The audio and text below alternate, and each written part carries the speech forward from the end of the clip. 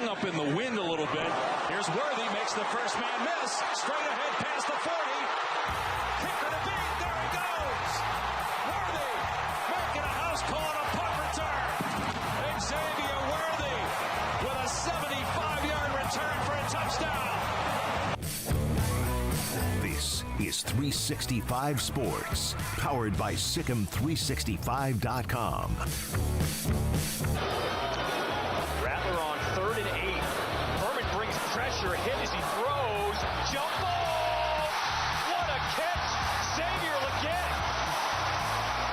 He is him. 365 Sports is presented by IdealMRI.com. High-quality MRIs for $497 or less. IdealMRI.com. Your health is important, so is your budget. As this is Sione Vlaki on the direct snap, and Vlaki around the outside. There he goes down the sideline. Sione Vlaki, touchdown Utah. 365 Sports is also brought to you by Texas Farm Bureau Insurance, protecting Texans since 1952. Slover, Sooner pressure, ducks away. Sends it downfield, it's in the hands of Roberts, and he's loose. Chase Roberts being chased, but nobody's going to catch him. Touchdown, Cougars. Have you subscribed to our YouTube channel? Search 365 Sports on YouTube. Brought to you by TFNB, your bank for life. Missouri still trying to get set from the end zone. Cook throws one. It's intercepted. House call for Major Burns. And LSU is going to escape Columbia with a win. 365 Sports is turbocharged by Unite Private Networks. Find out more at uniteprivatenetworks.com. Coach Sonny Dykes looking for answers to DJ Giddens. No response here. Giddens to the house. Now here's David Smoak, Paul Catalina, and Craig Smoak. Paul is not here today. It's his birthday, so he is out. He and Amanda are on their way to enjoy whatever they do over the next, 3 days, with a 3-day weekend, having the day off. Craig Smoak, I'm David Smoak, and this is 365 Sports. In studio, Garrett Ross, running the mothership. Emery Winter is here, as he does, to dial up all of what we do now, but also tonight. 365 Sports tonight, the replay on the local CW channel. We will have 5 different guests today. And the first guest at 3:30 will join us in a moment on Arizona State. A couple of things. One, the NCAA rulings against them have come down, or most of them. And then the Jaden Rashada transfer news, and even maybe a program that he might go to, somebody that covers Georgia. And Graham Coffey, Grayson Grundhafer, also Sean Keeler on Colorado in the portal, and Tony Jones, theathletic.com, on the NBA, but also on new BYU coach Kevin Young. Craig Smoak with me. Craig, all of the consternation about whether or not Baylor was going to have a game, a spring game, it was going to be mainly a scrimmage with some 7-on-7, etc. Now it's been pushed indoors. A&M's spring game has been moved up before noon. Some are also canceled. Tech canceled theirs in Midland. It's going to be in Lubbock indoor. And in the end, it wouldn't have mattered because they're going to be in the indoor facility, so no one can watch it except maybe some media and those attached to the program.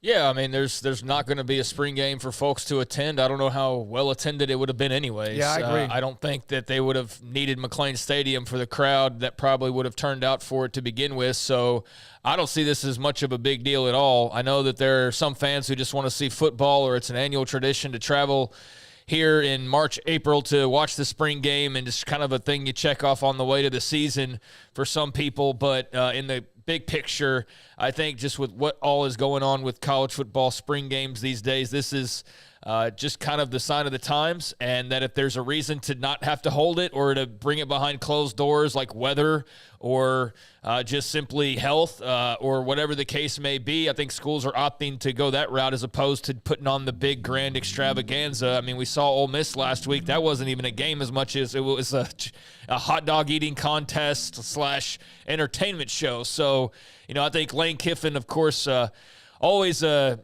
a unique guy and kind of a forerunner to just kind of goofy, fun things in college football.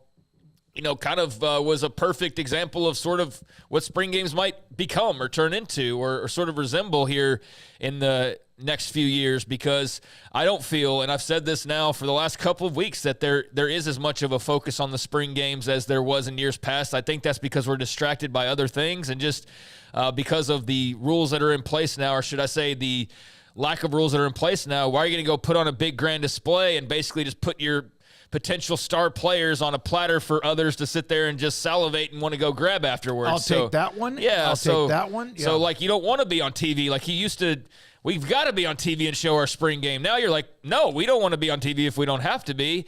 It's looking like there's a slight chance of rain. Let's move it indoors and away from the fans. So that's what Baylor's going to do. They're going to be in their indoor facility, and the media will be allowed to go in there, but it's just going to be a practice. So I don't even know if I'm going to go for I don't feel like I need to really be there for all 2 hours of that, because I've kind of seen that first warm-up period about 10 times now. But there will be some things to check out and pass along, so we'll do that for those of us to get that opportunity. But can't say I'm surprised. This is just kind of the theme of spring, is the spring game lowering in its importance, I think, across the landscape. Somebody sent me a note. They never really wanted the game, and this is just another excuse. No, stop. It was a blip on my radar. I wanted to open up with that. I think we've probably talked about it plenty. Arizona State. We have talked about them. Remember the Michigan ruling that came down earlier this week?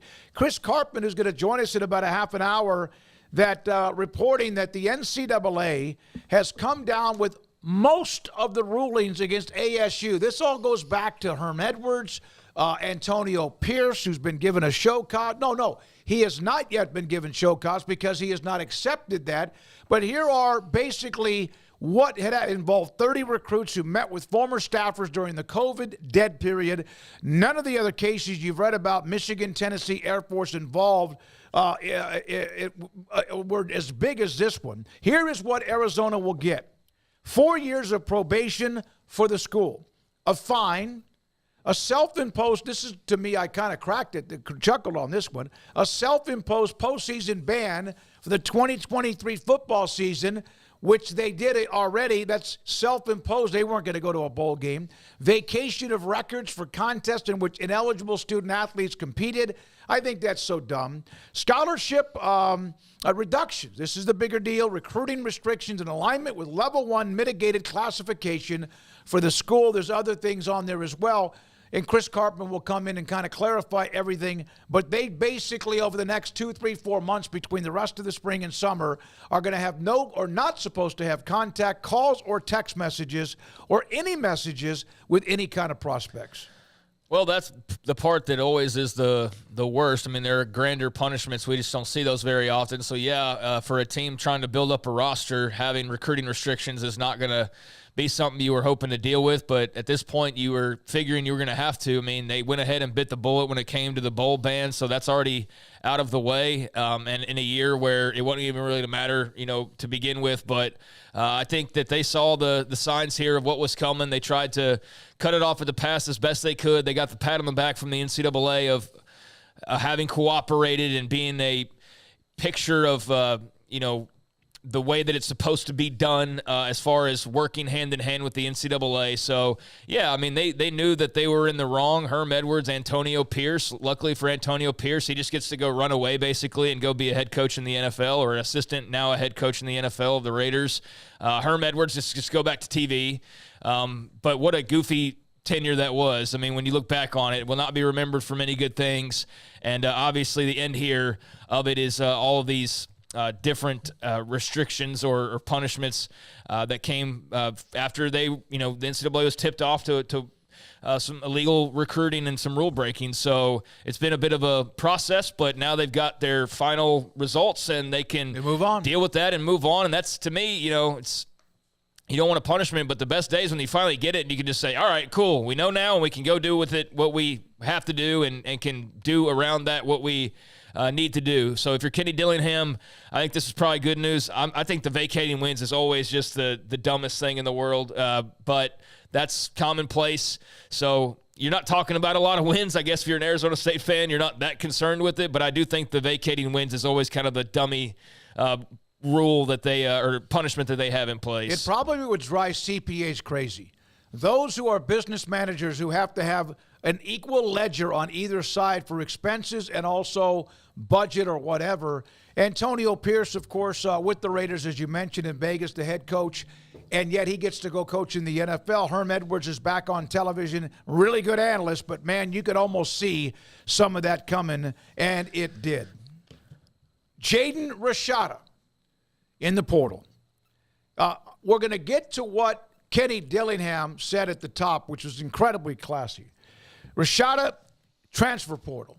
He's done that before. Lots of history around him when it comes to NIL. Kenny Dillingham, someone will be getting an elite talent, and a great person will always be rooting for you. That was incredible when I saw that, because he could have his, feelings in a wad. He mentioned that Rashada on his way, what could be Georgia. This is what Graham Coffey said. Then we go back to Rashada leaving Arizona State. He said that being told that Georgia could be the front runner, interest between both Rashada, his camp, and also Kirby Smart and the Bulldogs. Rashada, Craig, good player, hell of a player. Thought he was going to be the starter for them, but now he's not because he's moving on elsewhere. Yeah, he's a really good high school recruit that we haven't seen do anything at the college level really yet. I don't know how good of a college player he is because the amount of evidence just isn't there at this point, and I think a couple years into this, he's more of a Tate Martell than he is, some star quarterback. And so does that change wherever he lands next? I mean, Georgia would be a hell of an opportunity. I know that they've been, as that tweet points out, kind of scouring for some additional talent in that room, and certainly what a coup that would be. Like, if you can straighten him out and have him get focused and not so much all of the peripheral noise or whatever, finally get him into a place where he's comfortable and can just maybe sit back and be away from the spotlight and just kind of grind. I mean, what a golden opportunity that would be to be at Georgia, and vice versa. Like, if they can get him and it can just be about the football, then Georgia might have themselves, a terrific quarterback. So that could work out very well for both parties. But, yeah, this is just a very interesting 24 hours for Arizona State fans, huh? I mean, between the Rashada news and then the NCAA case coming to a close. And maybe it's good news in both ways. I mean, the NCAA thing, you're glad that that's over with. They didn't hit you with anything that you can't recover from. So a bit of relief there. This one I've seen people split. I mean, some feel like this was a move because he'd been out most of spring and they brought in Levitt and feel like Levitt's the actual favorite for the job, and so that this isn't much of a loss. There are others, however, that feel like obviously there's a very talented player here and it was a big coup and you got him last year and you were hoping that this would be a year where you'd start to see that talent and he would lead ASU to great things starting off in the Big 12. But if he does lead somebody to great things, it'll be in Athens, Georgia, or somewhere else, and not in Tempe, Arizona, unfortunately for Sun Devils fans. So I did sense there's a little bit of, okay, whatever, let's move on. We've got other guys, and Dillingham will be fine. And then there were some that were obviously bummed if you basically just kind of held him in place for a year to then just go move on and go be great somewhere else potentially. So, yeah, that's the era that we live in now. I hope for his sake that he can find a spot and actually perform, and so he's not a Tate Martell, like I joked at the beginning, of a guy who we just talk about because of their recruiting ranking, but we don't really ever talk about what they did at the college level. Right now, he's in the – it's all about what he was as a recruit at this stage. Yeah, the garage door hasn't yet opened for him to go in it yet. So, I mean, he's got potential galore, obviously, a great amount of talent. We'll see where he lands, but he's got a lot to prove. All right, realignment in college football is probably not over, and a lot of it might, I guess you could say, hinge on whatever does happen eventually, if it does, with the ACC. But when it was in full throttle, when the Texas-Oklahoma story and the SEC popped, the Big 12 started looking around. They got the 4 they wanted. There were probably 2 to 4 others that were at least on the radar. One of them that we discussed quite a bit, that it just never worked out. Some people didn't want it as far as fan bases, and some, I think, kind of looked at what were some of the possibilities with businesses in Memphis, Tennessee. Today, the NIL deal, FedEx, $5 million a year in Memphis athletes that is being invested as the first of a 5-year commitment. Players can earn NIL by supporting initiatives from the FedEx headquarters in Memphis and also Altius Sports Partners facilitating this. Good for Memphis, good for FedEx. That was always at least something that you were like, how much money can they contribute not only to Memphis but also to anybody in the Big 12 and give them a foothold in the Southeast near Birmingham. However, Memphis does get themselves a nice hit. That's terrific news for the Tigers. You know, I do think they're in a bit of a no man's land right now, unfortunately, after the couple of Big 12 realignment waves and just what's going on these last 2 years. They're right there on the cusp with, you know, the Boise States and those types of schools. And unfortunately, there was some separation where you did get left behind as Houston got the call up, so to speak. And obviously UCF got the call up and so on. So that was, I know, a big blow at the time. We were talking positively about them, and you clearly had somebody that was on the inside. And it wasn't like a fake, like, oh, I talked it, like it was legit. If anybody wants to rewind back to that, like it was very legit. And we were on the forefront of that because we were getting a lot of talk, and Memphis was a real talking point, but their folks didn't even believe it. Like we'd bring on a Memphis guy and they're like, yeah, we don't think that they're ready. We don't think that they have this or that. The stadium needs work and this and that. So we don't really believe it. And obviously nothing eventually came of it because they didn't get that call, but there is a potential there that's always sort of been there, and FedEx is a big part of why people point to them having potential. So no, there's another delivery business there, DHL or something like that might be in that neighborhood. But too. FedEx is the company that you always hear when you start to talk about Memphis athletics and the potential that they have. So that's a great investment. That should really do well for them and their attempts to try and lock down a roster or just keep their athletes happy and satisfied with what they're getting. But, yeah, that's great news for the Tigers. Again, I don't really know where they sit in the grand scheme of things, especially right now. And I know there's folks that want us to talk realignment like every day, but I would just say I understand that, and I understand the fandom for it. And I myself am a realignment fan, but I'll just tell you, we're not going to just talk about it out of, like, complete, like, made up thin air. Like if we're gonna talk about it, there's got to be a real reason. And right now, Florida State is giving people reasons to talk about some things with the ACC, but I think a lot of it's just kind of noise at the moment. And we can do the guessing game, but that's why we don't just like go off on it. Whereas with the Pac-12 stuff, that was like we knew they were having to get a TV deal. Like there wasn't a court case we were waiting on to unfold. Like the Pac was literally any day now you're going to announce a TV deal or you're not. And the longer you don't, the crazier it becomes. And that's exactly how that kind of unfolded. We could come on every day and go, hey, this is what we're hearing about X, Y, and Z, and we would be lying. It'd be a lie. It'd be a lie. When we do it, it means we know it, right. And or we have someone who is very much in the middle of it, as we did from the time we basically started this show until the Texas OU and on. But, yeah, we could do that. Some do. We're not going to. If we say it, it means it's legitimate. And that's all I want to point out is just from our perspective, that's what we do. We talk about it when there's actual real substance to it that we're aware of. I can't speak for anybody else, but I think if you go back to our track record with the original four, the Houston cycle with UCF and BYU and Houston, UCF, BYU, and Cincinnati. Okay. Yeah. I always miss one of them. It always changes, too, of the one that I miss. You go back to that, the OU Texas, like, we've pretty much stayed consistent with that and not tried to just throw, whatever out there. So, yeah, I mean, there's plenty of smoke out there. But from our perspective, I had a couple people that I've just seen, like, man, you don't talk much realignment because – we're not going to just throw anything out there, but obviously there's a lot of smoke out there. Point being, I circle back to I don't know what's going to happen out east, and as things merit, we're going to obviously discuss because that's going to be the next big shift is whatever happens with Florida State and their court cases and those others involved in that. But I don't know where Memphis is now. Like, I don't know. Have you just given up hope completely on getting an invite one day? I have not had, and again, when at least, hey, is anything possible? It is so far down the road, it's not worth bringing up. Right.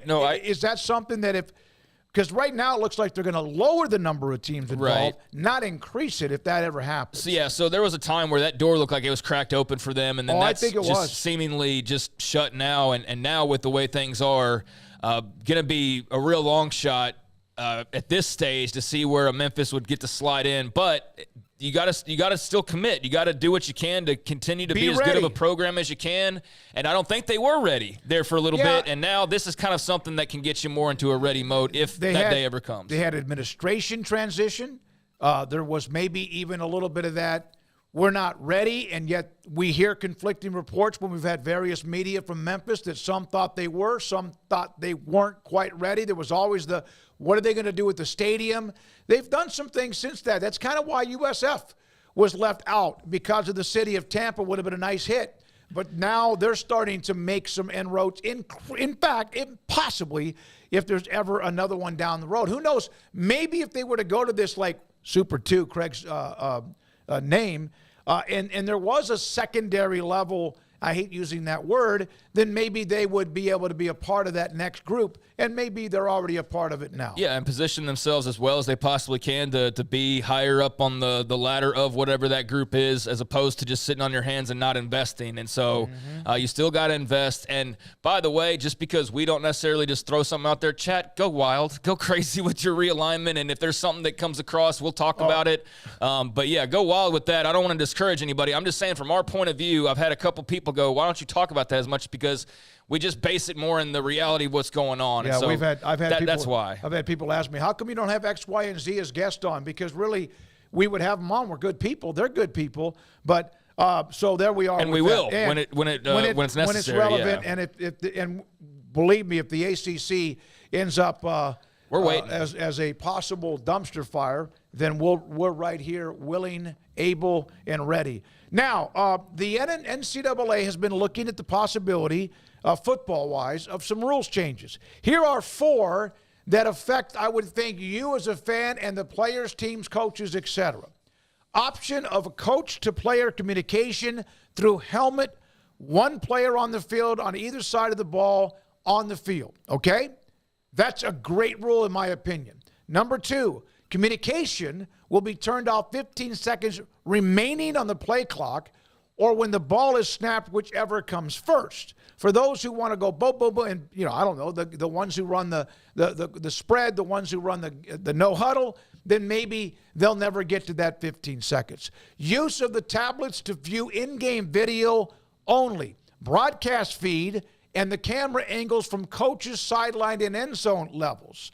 And the automatic 2-minute warning, like in the NFL, before the first half, end of the second quarter, before the end of the game, end of the fourth quarter, those now are approved. Yeah, I mean, just starting with the first one, I think that's just makes a ton of sense. I mean, why would you not have coach-to-player communications at this point in time? Had Michigan not happened, Craig, would this rule have been passed? Probably not this quickly, but I don't know that to be sure. I don't know where it was in the traffic order of their to-do list, but I think the Connor Stallions situation certainly expedited this decision-making, or perhaps it's entirely coincidental, but regardless, it just put 2 and 2 together. It seems like that probably got hurried up and through to avoid another situation like that, so that makes a ton of sense. I'm actually curious, hadn't really thought about this as a question, but tomorrow when we talk to Dave Aranda, asking him, like, how much thought have y'all put into who's going to be on the headset for you guys as far as who's going to have the helmet comm? Is it going to be obviously the quarterback you would think on offense is always the guy, but defensively, is it his middle linebacker? Like, I'm just curious to hear how much thought they've already put into that, or if that's something as you get closer to the season. Well, UT, remember, was trying to figure out when we had Cedric Golden on. He wasn't sure who that might be, Jade Barron or somebody else. But that's interesting. Obviously, you're going to put that in the hands of guys that you really trust, so that would be a cool answer to hear. The communication turned off with 15 seconds. Don't really have a big opinion about that. The tablets thing, again, that just seems like a logical step forward with the technology that we have and just making things easier on everybody to get the information that they need to put the best product on the field. And then the 2-minute, that was probably the one that I've seen the most sort of blowback to, because a lot of people responding to, like, sort of the headlines of this that came out from the various outlets was another timeout, another TV timeout to add to the game. And then I think it was like Chris Vignini's like, this is not actually a TV timeout, but if you read it, it's like, but it's kind of a TV timeout. So, call it what it is, but looks like a duck, quacks like a duck. It's an extra timeout in the game for more commercials. So we'll see how that's integrated. I don't know anybody that was calling for a 2-minute warning for college football. I don't know why it continues to try to model itself after the NFL. Well, in everything now. In the players, every way. Free movement. I mean, the free movement's more. I mean, you can't just move willy-nilly every year in the it's NFL. Professional sports, though. Yeah, but it's moving more towards some of the stuff like a 2-minute warning. So I don't know the entire thought process behind that, other than the reason why this makes sense. I'm sure rules officials could give us a different reason, but yeah, it's another TV commercial break that you can squeeze into the end of a game potentially. So, and it may not be 2 minutes. It's a 2-minute warning, but the break might be 3 minutes or 4 minutes or whatever it might be. And that guy's on the sideline with the orange vest or whatever it is, letting the officials know that they're back from the commercial break. All right, Justin R. Guys, the Big Ten wanted in-helmet communication a couple of years even before the Connor Stallion scandal broke. Thank you, Justin R., for that information. Yeah, I figure that's been a talking point because it just makes sense. And there's lots of OCs, especially with the offenses that you see that are moving so quickly that it's just a lot easier. And it's there. Why not use it? But I do think that it was going to happen regardless, like I said a second ago, but I wouldn't be surprised, right, if the Connor Stallions situation made you go, let's speed this up just a tad and go ahead and knock this out. But, yeah, thanks for clarifying there. All right, a couple of more things. Christian Brathwaite, linebacker LSU, who was a long time, we hear this a lot, guys who end up at LSU, Texas, etc., but a long time, Garrett, he was a long time Baylor commit, ended up going to LSU. I asked you about that. Did he make a difference in Baton Rouge? Not really. This was a guy who kind of got lost in the depth chart. If you go back to his recruitment, it was really weird because, I mean, he was fully committed to Baylor, and it was an extremely late flip that never really made sense because the whole pull for him to come into a Baylor was to play for Aranda. So that was a weird deal there. But if you go back and look, he just kind of got lost in the depth chart. And LSU's defense was so bad last year that any players they're asking to leave, I really don't have a problem with. I'm just going to be honest. It's like Colorado with offensive linemen, right? Yeah. So, I mean, I understand it. You don't want to have a mass exodus, but I think he's going to be better suited to go to another school and continue his career. He's going to be successful, but it just wasn't the right fit for him. Yeah, I mean, he didn't make much of a dent at all in Baton Rouge, so I don't think that LSU feels like they're probably losing too much unless you were just looking down the road at the potential if he were to grow into the player that you think he could have grown into. But as Garrett said, I mean, they had so many defensive issues. Like, this is a blip on the radar for them trying to correct all of that. I think Baylor would be, I would imagine, frothing at the mouth to try and get him back into the fold, especially given that they need help at linebacker. They need help just in general with that group, and they've got some holes to fill. I don't think that he's necessarily, just off the top of my head, like just plug and play and boom, their problems are fixed. He's obviously got some development that's needed, but I would think that you wanted him pretty badly the first time around. I think he was your highest rated recruit in that last class, right? Yep, he was. And then, he bolted late in the process. So that was a blow for you. I would think, unless, there's behind-the-scenes stuff that we're not aware of, that they would still have that same level of interest. But, who knows what his recruitment looks like now that he's back in the portal, or he's in the portal, because there were a lot of other schools that recruited him that maybe need linebacker help that would be interested. So, that's one to keep an eye on for Baylor fans, but for others as well. So, an interesting name to take note of. I'm going to tell you about an FCS player later in the show that's at my alma mater who's getting a lot of attention, a big defensive lineman. Baylor and Duke's Jeremy Roach. Duke is getting decimated by the transfer portal. They'll fill it back up. We'll have notes about what's going on there. And also, yesterday we had the EADA, the survey, when it comes to athletic departments' budgets, revenue, Today, the total recruiting expenses. We'll have that. Jeff Fuller, our good friend who does radio hits up out of Utah, will have that for him. Garrett lined that up. That's another topic for yet another day. And also an interesting note about Title IX today on sexual assault charges and or investigations with football or athletes and what you can or cannot do. Coming up, we'll have Chris Carpman. He covers Arizona State. Jaden Rashada, NCAA rulings, all of that and more. This is 365 Sports.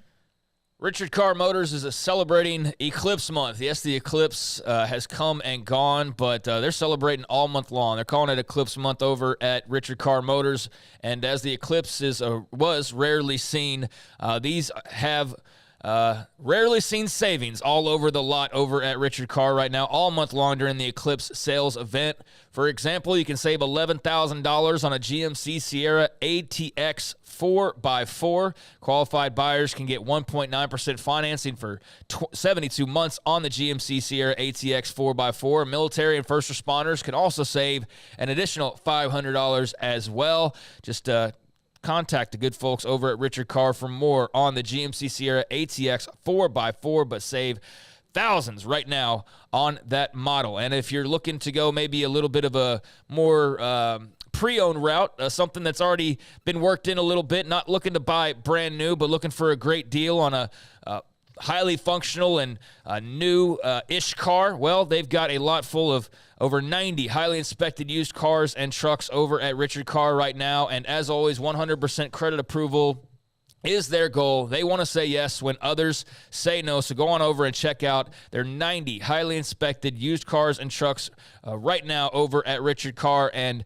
when it comes to those pre-owns, have no fears. You'll have plenty of peace of mind the way they take care of their vehicles. It'll be just like buying a brand new car or truck. They've been in business for 25 years in Central Texas, and they built a reputation over that time as the people you can count on for your automotive needs. Log on to richardcarr.com today. Call now or go see them now off Highway 6, the Imperial exit. Cars priced right, both day and night. At Richard Carr in Texas. Trucks built for you, red, white, and blue. At Richard Carr in Texas. Cars that zoom with lots of room. At Richard Carr in Texas. Count on us, a dealer to trust. Richard Carr in Waco, Texas. Let the journey to financial brilliance begin with Genco's limited time offers. Max your earnings with a Kasasa cash account and get paid monthly with a 4.25 APY. That's $425 annually. Then invest in a 13-month share certificate and earn 4.9 APY. That's $529. Earn cash and outshine the rest. At Genco, we offer you the sun and the moon. Kasasa based on average daily balance of $10,000. Certificate based on $10,000 investment. See GencoFCU.org for details. NCUA.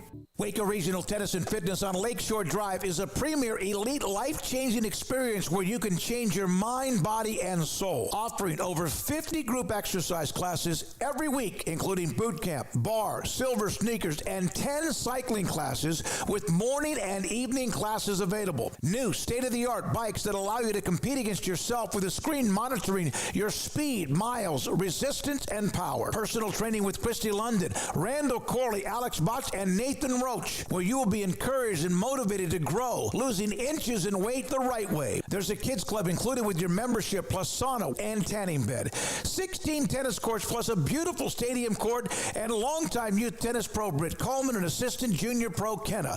Adult tennis lessons and clinics with Blake, and the commitment to pickleball with 8 courts and instructor Jody Thurman. Visit the website at wacotennis.com next to Hawaiian Falls on Lakeshore Drive in Waco. Automatic Chef Canteen is a full-service micro-market vending and office coffee provider with state-of-the-art vending equipment, a wide variety of products, and offering custom-fitted micro-market vending office coffee solutions for your employee break room. You want a full break room solution and a workplace oasis? Well, Automatic Chef Canteen, locally owned and operated for over 50 years in Central Texas, also includes in-house mechanics on call 24/7 for fast, reliable service and maintenance. Automatic Chef Canteen, 6900 Imperial Drive in Waco, or online at automaticchefcanteen.com.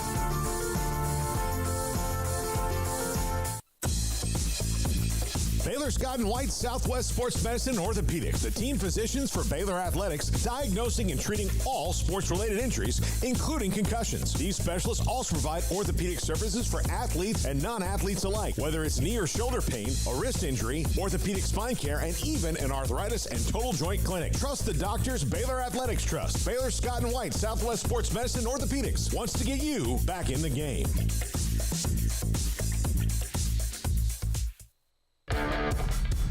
This is 365 Sports. The 3 o'clock hour is sponsored by Waco Custom Marketplace. Meats, sweets, Texas treats, and a cut above the rest. 425 Lake Air Drive, Waco. SunDevilSource.com. He's been covering ASU a long time and does it great. Do a tremendous job. Chris Cartman joins us on 365 Sports. We all knew this was coming. In fact, we even mentioned it earlier this week when Michigan got hit with their charges. So, Chris, I've always thought not knowing the end result is more dangerous than knowing the end result. Is that what you feel like today? Absolutely. Couldn't have said it better.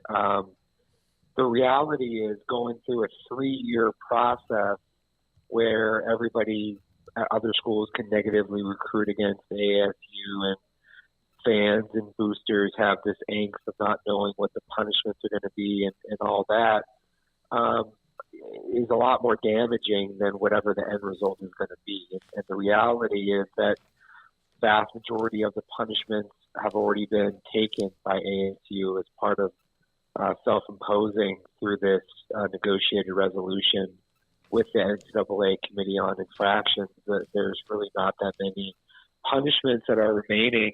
There's several weeks of restrictions on visits and contact with recruits that will be completed by the summer.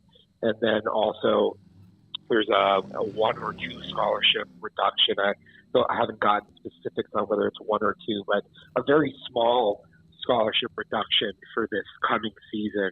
And beyond that, it's probation, but probation is really just a warning that if you do additional violations during the period, that they're going to be viewed more severely as aggravating factors. So the actual punishments really aren't that much on ASU moving forward.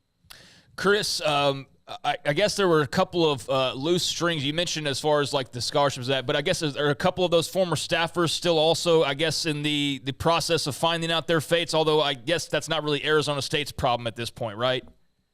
Exactly. So because this was a bifurcated process, you have a negotiated resolution with people who participated, and 4 former coaches are getting show cause penalties. The NCAA announced that.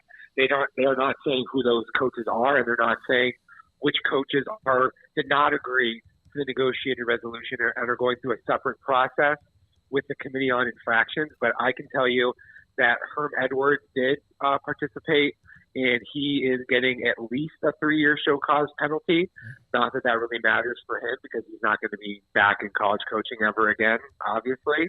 And then 3 other former coaches, don't have specifics on which ones as yet, but they got show cause penalties up to 10 years. And what I can say is that the assistant coaches that were most sort of responsible for the visiting with the recruits and setting up the visits with the recruits that were not allowed are likely to be the candidates for that. And then Antonio Pierce, who oversaw all of ASU's recruiting operations, and to my opinion, is most responsible for all of this. He was one of the 2 coaches, or is, I should say, one of the 2 coaches that is going through this separate process. That's going to take some additional months, but I fully anticipate, just given the findings as they are today, that he also is very much headed for a lengthy show cause penalty.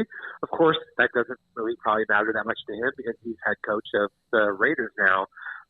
But yeah, the individual punishments were severe on the coaches who participated, and there's additional coaches that were not in the release that have not cooperated with the NCAA. I'm told at least a couple of them who are likely to get show cause penalties as well. So we're talking about no fewer than 8 former ASU football staffers who are likely to get show cause penalties. And then on top of that, there were at least 2 former ASU staffers, one of whom was a coach, who were given immunity by the NCAA for their cooperation early and significantly in helping to clarify an understanding of what all went down at ASU. Interesting stuff there. Thanks for the clarification on all of that. I saw your tweet got quote tweeted about the vacating of wins. John Wildner said, only at ASU would the athletic director responsible for this mess still be employed in any capacity across the university. And obviously, especially during the realignment, Ray Anderson was a hot talking point and got, I guess, moved. But what's kind of the feeling surrounding that? I mean, do you have any thoughts on kind of his comment there about how all of that worked out in the end? And is that like a thing that's an Arizona State issue? How do people kind of digest that part of this story? Well, there's a lot of questions that need to be answered as I see it. I tweeted about the 10 vacated wins, 2021 and 2022. They only have one win that will remain. People kind of don't care about that really. You can't really, whatever. But the bigger issue here, well, there's a couple. Number one is that ASU's president, Michael Crow, 8 months after the NCAA investigation started, publicly said that Herm Edwards was not directly involved. But I reported the same day that he was materially involved. And not only that, but ASU has compliance department officials that take part in the interview process of, or at least are observing the interview process of these recruits that were impermissibly visiting ASU. So there's every reason to believe that Michael Crow should have known at the time that Herm Edwards was directly involved, because these recruits had said that.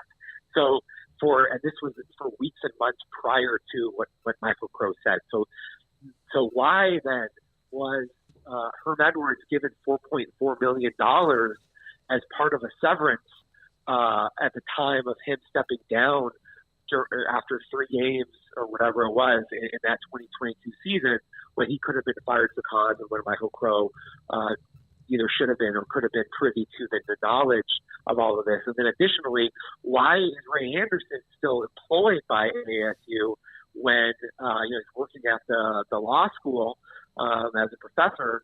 Why is his salary is apparently unchanged from when he was the athletic director? So now we're talking about like maybe the highest paid law professor in the country who is getting this despite clearly him being responsible for the hiring of his good friend Herm Edwards, and then the management of the football program during all of this mess. What is a bigger story today, Rashada in the transfer portal or the ASU penalties? The ASU penalties, pretty significantly, I would say, bigger deal than Rashada. It's not to say a quarterback, super important position. Rashada was highly regarded. Last year it was pretty clear that his talent was superior to the other options on the team, and that he might eventually be like a long-term starter. The truth, though, is that he had a hand injury that happened early this year. He wasn't really participating in spring football that much for the last week. And then ASU had already added Sam Levitt via transfer from Michigan State, and Levitt has done a good job this spring. And certainly in the last week and a half, he's really started to come on and do well. I personally think as a result of all of these things that it was clear that Rashada was behind Levitt because he's not even able to participate. And I think that he saw that this was going to be a significant challenge for him to become the starter, and they're both redshirt freshmen. So you lose the starting job, well, then it may be a hard thing for you to come back from. So, I don't think ASU, the only player who's entered the transfer portal for ASU in the last 4 days is Jaden Rashada. So this isn't like something that is going to lead to a mass exodus from ASU or some dramatically changed situation. But ASU is now down to 2 scholarship quarterbacks, Levitt and then Trent Bourget, who started games over the last few seasons, but really is better suited to be a backup. And I do think they're going to end up in the transfer portal trying to pick up a veteran quarterback who either can start or at least be a quality backup. So, Chris, what was your favorite moment of the Jaden Rashada era in a Sun Devils uniform? Oh boy, man! Like you know what was really the craziest thing that happened was we reported during right before ASU was going to play Arizona the day before. We reported first to report that he was going to be the starting quarterback. He had missed the prior 9 games in a row, I believe, after having meniscus surgery from a lingering injury from high school that he aggravated after he played the start of the first 2 games of the season. Well, within 1 day of us reporting that he was going to be a starter, which was on a Friday, he was actually within hours. He was late by 10 or 15 minutes to a team meeting, and then was told that he wasn't going to be the starter. Ugh. So that led to this whole crazy thing. And then ASU, because they had so many quarterback injuries, they were playing Jalen Conyers, who's a tight end, who subsequently transferred to Texas Tech. They were playing him at quarterback, and they were playing Cameron Scott, who was a running back, at quarterback. They didn't even really use a quarterback in like almost the first quarter of the game. So that whole thing was very bizarre. Chris, you've done a great job, and good luck now that it's out, and the reaction, the texts and the calls and all that will hurt them. The bowl game didn't hurt them because they weren't going to do that anyway, but at the same time, now that they know, schools that have been through this agonizing, like what's it going to be? You never know, because the NCAA sometimes just says, Oklahoma State men's basketball, we're going to screw you. Like you're the one that's going to be the poster child for us being still pretty strong. So glad that's out. You've done a great job reporting it. Jaden, Rashada as well. Craig, anything else for Chris? Yeah, I guess, Chris, is that just, do folks feel good about Sam Leavitt being the guy now moving forward? Is that something, you mentioned the depth there, but it sounds as like he's not just the guy by default, but he's actually, gone out and earned it and has turned some heads, and Kenny Dillingham obviously knows what he's looking for. Yeah, to me, we have great access at ASU. I've been able to watch like almost the entirety of all of ASU spring ball. And so it's, the assessment for me pretty clearly is this is somebody who can start in the Big 12. Now, is he going to be really good in his first year or right away starting? I don't know about that. That remains to be seen. But I think he should be competent. And quarterback position is so important, right? Yeah. I feel like ASU is a 2 or 3 win differential between having a solid quarterback and a very good quarterback, like most teams. So there's still apprehension about that because it's not established and there's nothing proven or anything. But this is somebody who was a 4-star recruit coming out of high school, and he's a well-regarded quarterback.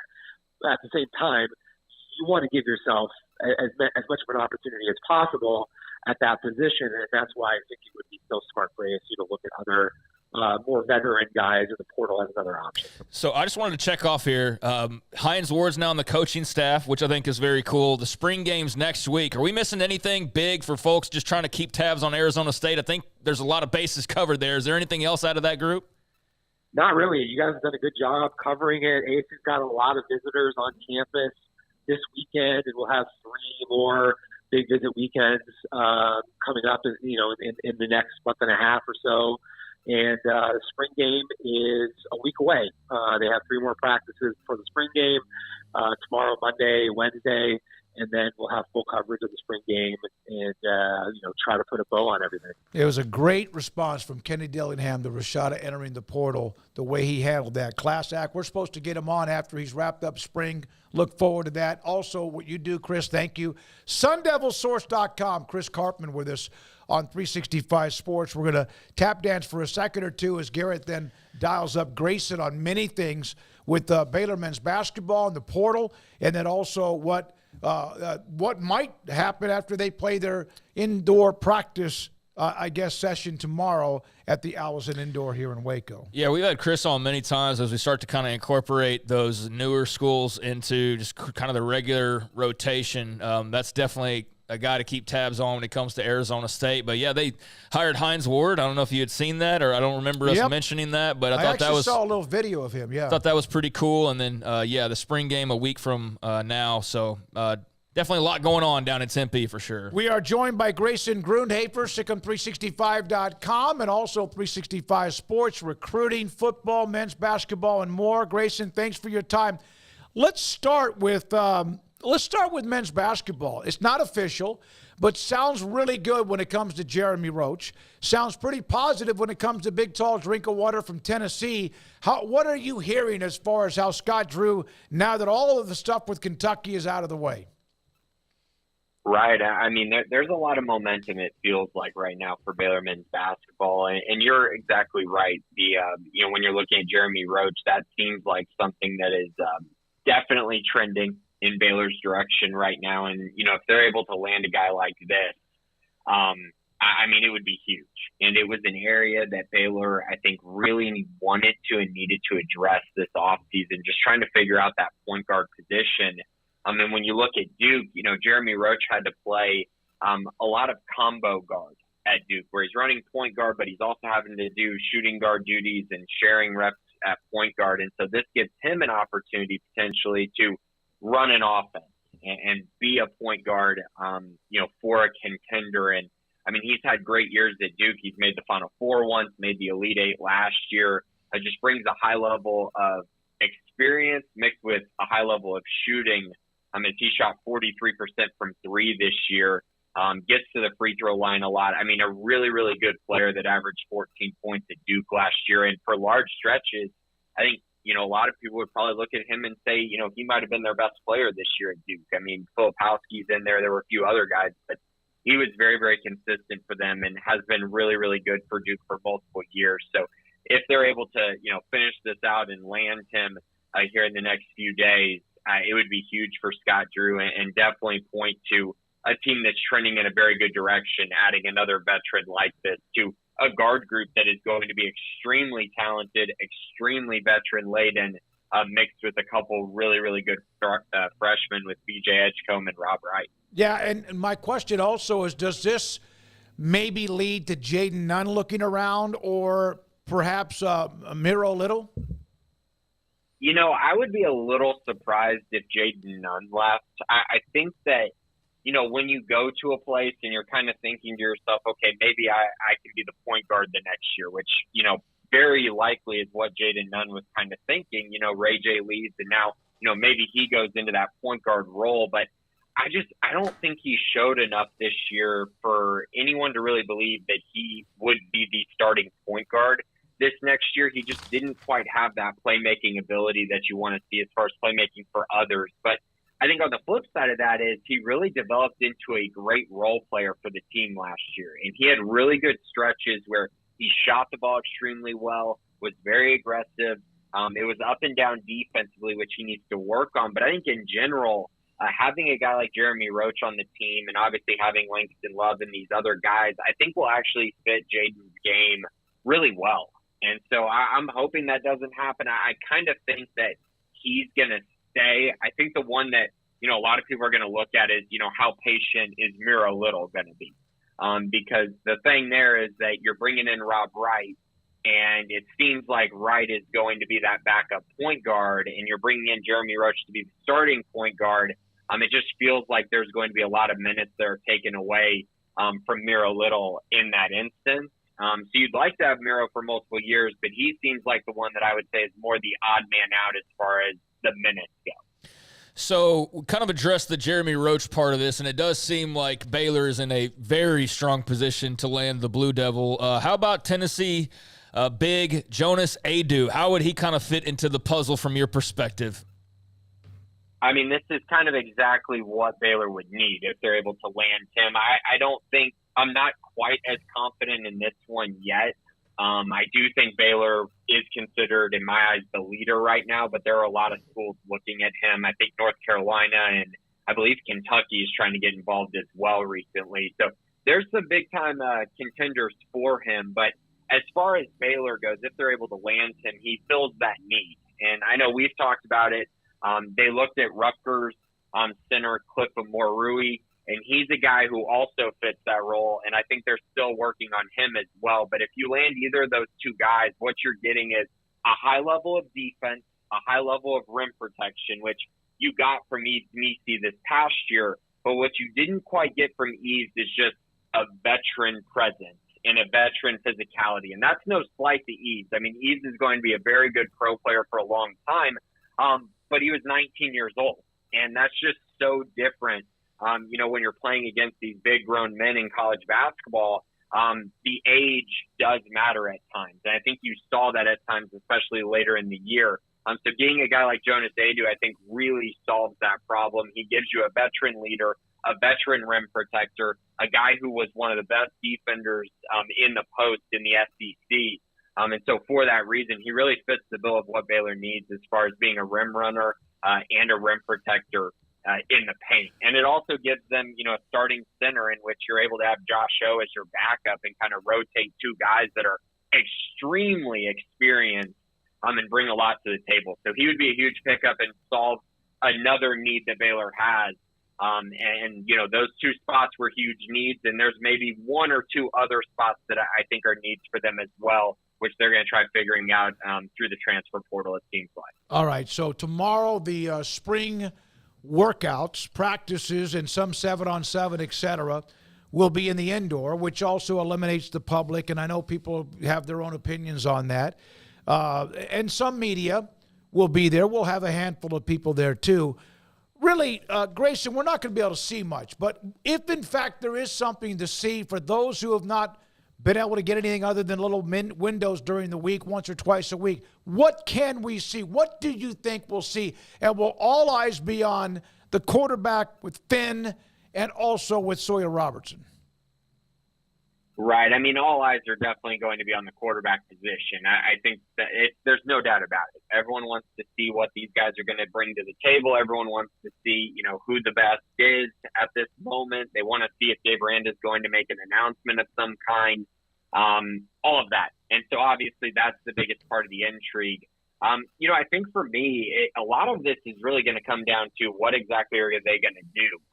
Because if they're going to do a lot of one-on-ones, I think it'll be a great opportunity to see this receiving core go up against Baylor's cornerbacks, which I think Baylor's cornerbacks are an area that everyone's feeling, I think, pretty good about.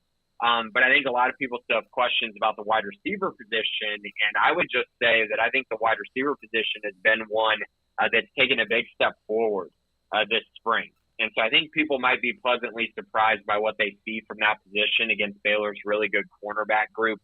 I've seen and heard nothing but good things about the two transfers, Ashton Hawkins and Jamal Bell.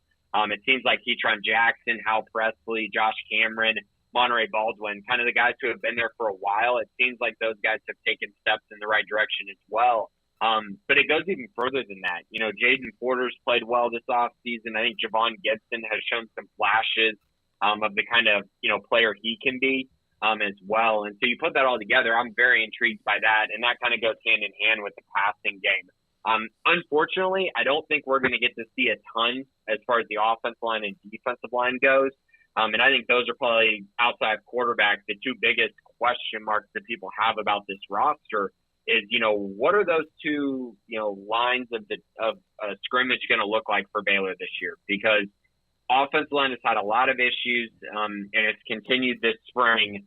Even after bringing in a couple transfers, they've had some injuries as well, which has not helped things. And then on the defensive line, you had two medical retirements right at the beginning of spring, and so they're still trying to figure that out as well. So unfortunately, I doubt we get to see too much from that, but I do think we'll get to see plenty in the passing game, which I think will be pretty intriguing, especially with kind of knowing what Jake Spavital is bringing to the table with this new air raid offense. So we've clearly seen the shift in the kind of importance level nationally of the whole spring extravaganza, massive event and, selling out the stadiums, and some schools still doing that. But, others kind of wanting to hide their guys and not have them out there in front of everybody. How much of a recruiting event was this expected to be for Dave Aranda and the Bears? And how much maybe gets taken away by not having a game, or do you view it that way? Is it still going to be a situation where they can get done what they need to get done in that regard? Yeah, all spring, I would say Baylor has had guys in and had guys watch practice and had guys have more one-on-one time with the coaches.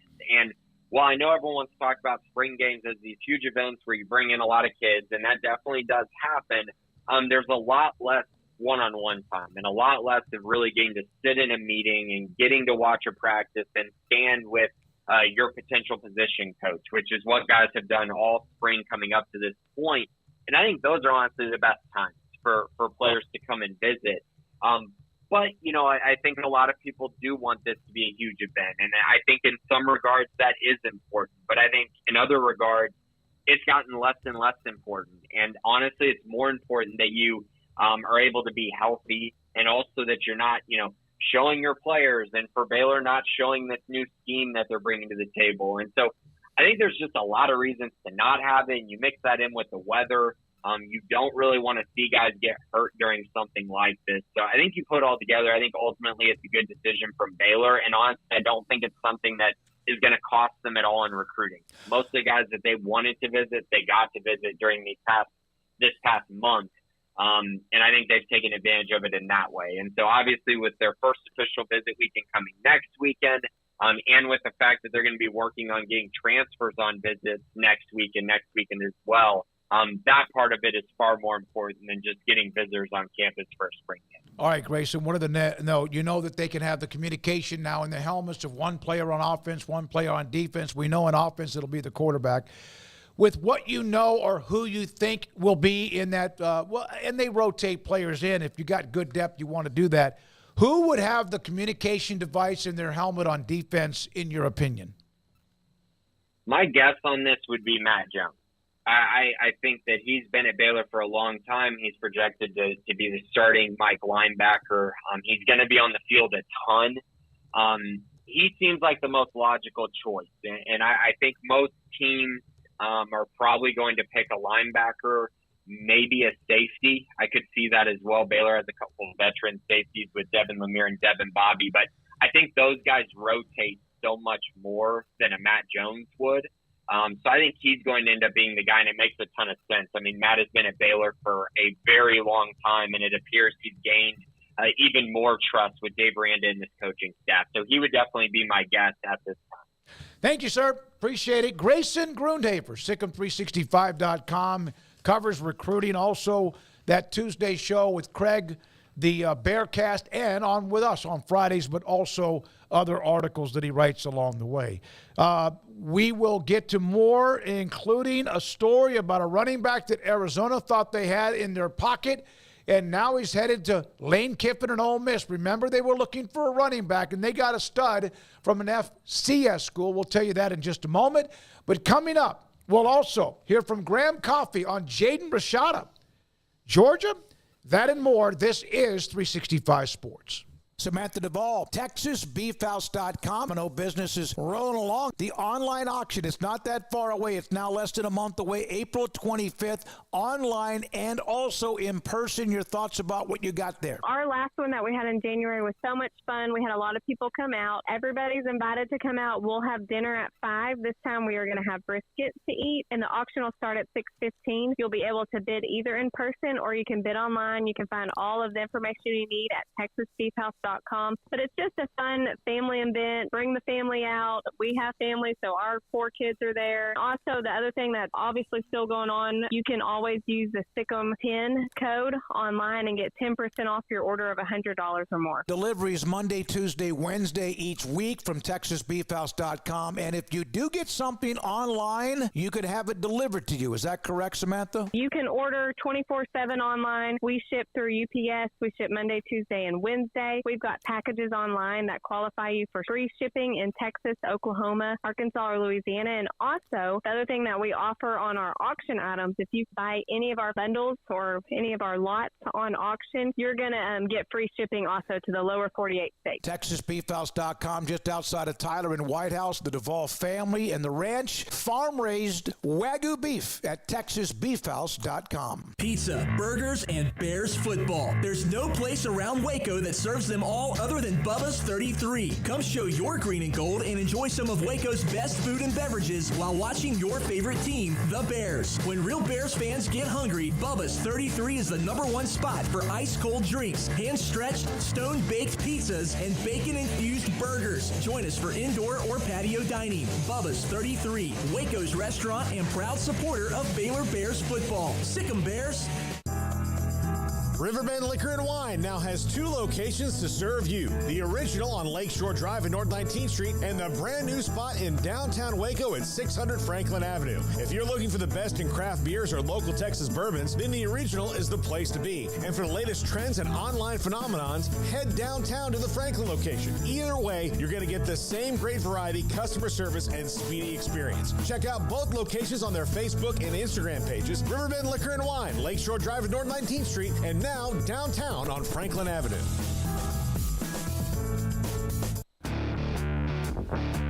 This is 365 Sports. The Sikkim 365 app is brought to you by Allen Samuels Dodge Chrysler Jeep Ram Fiat.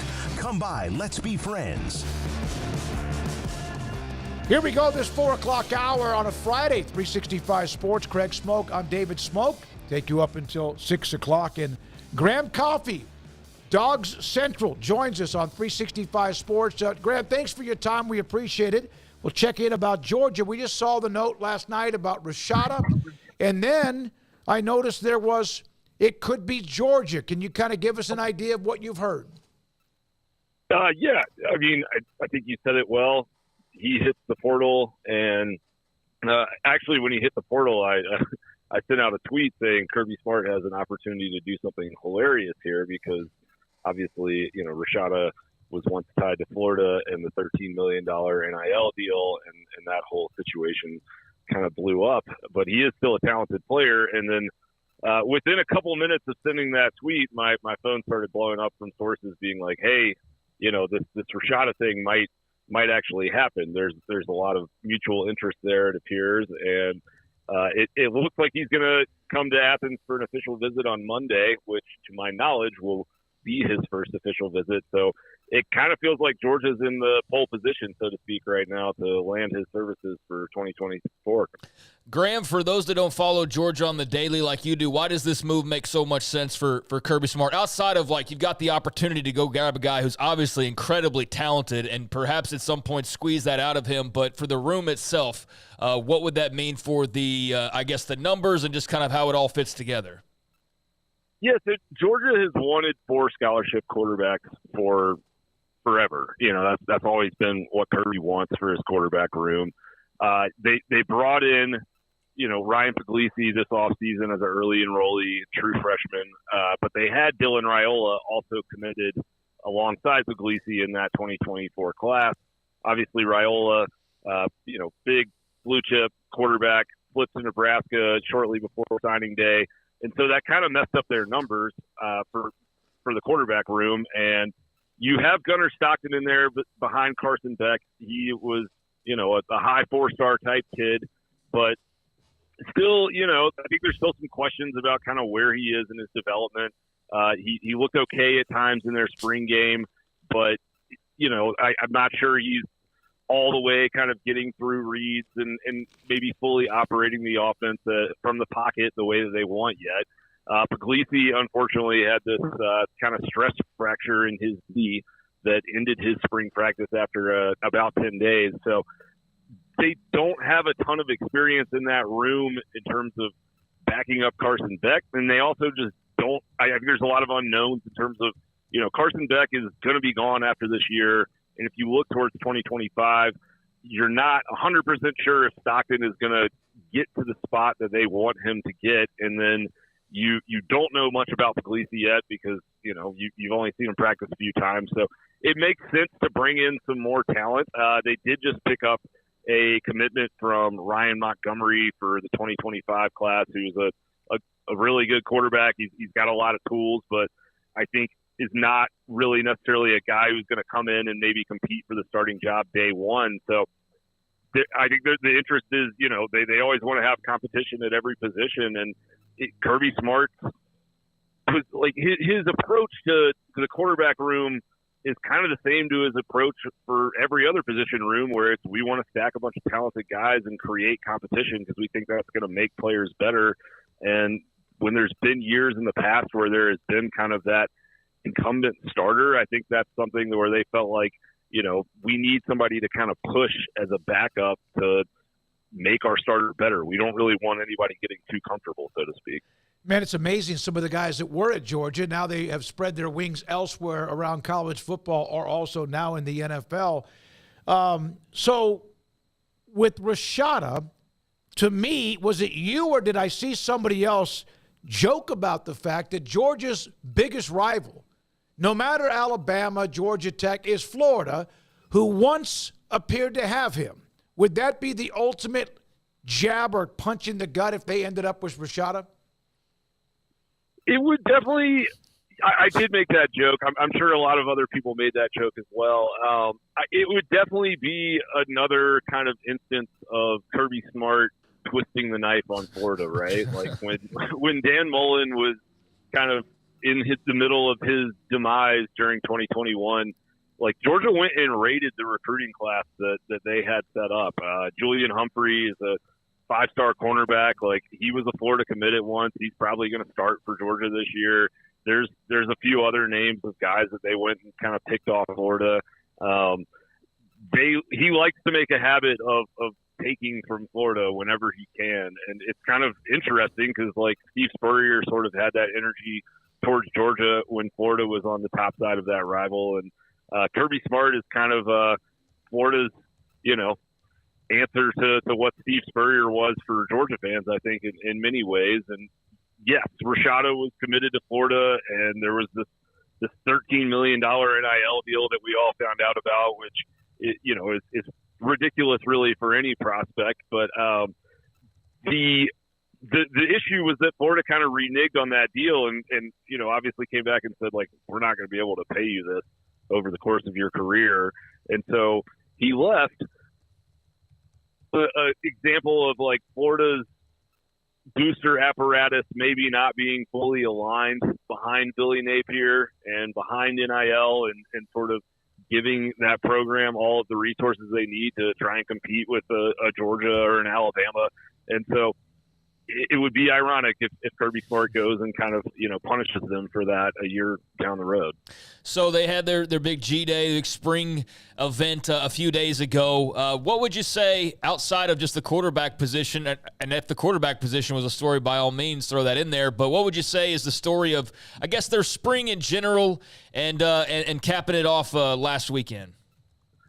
And the story that we heard throughout spring and, sort of the information we were hearing from practices was that the offense really got the best of the defense in terms of, first team versus first team situations throughout spring. The offensive line for Georgia, I think, is probably the strength of that team right now. That unit is very deep, very experienced, and I think they have about 8 guys there that they feel like they could put in the starting 5 and go win with. On G-Day, everyone was kind of like, okay, let's see what this looks like. And then the defensive line had a pretty good showing. There was a 20-20 game, which, not super high scoring. You saw some good play from the quarterbacks, but maybe not 100% consistent. But it was unique for a spring game because, like, Carson Beck's in there with the first team offense, and the first team defense has 6 guys up at the line of scrimmage, and they're running these like simulated pressure packages, and they're blitzing 5, and it seemed like there was kind of a chip on the shoulder of the defense of trying to make a statement. I think they're in a spot where they have some good, talented, young edge rushers that are kind of coming into their own, moving into the 2024 season, and they're still looking for that presence on the interior of the defensive line to be like a Jalen Carter was in 2022 or a Jordan Davis was in 2021 and really kind of control the interior of the opposing offense. So when you are Georgia, just like for a decade plus when Nick Saban in Alabama, you get rated, coaches leave, they get better jobs, players, of course, because the competition. Are they pretty much just in cruise control? I know they're looking for another quarterback, and I get that because of the Raiola decommitment and when it happened. Are they in cruise control? I don't know that they're in cruise control. There was definitely a different energy around this spring than there was the last 2 when they were coming off of national titles. It was kind of fun to be around, particularly for the spring game, just because it felt like there was a little bit more of this we have something to prove type attitude. And I think Kirby Smart is really, really good at finding ways to motivate his team. You don't go 36-0 over the 3 regular seasons without being good at that kind of thing. But that loss to Alabama in the SEC championship has kind of given him a lot of fodder to motivate internally. You do have these coaching changes. You brought in Travaris Robinson from Alabama. You have a new cornerbacks coach.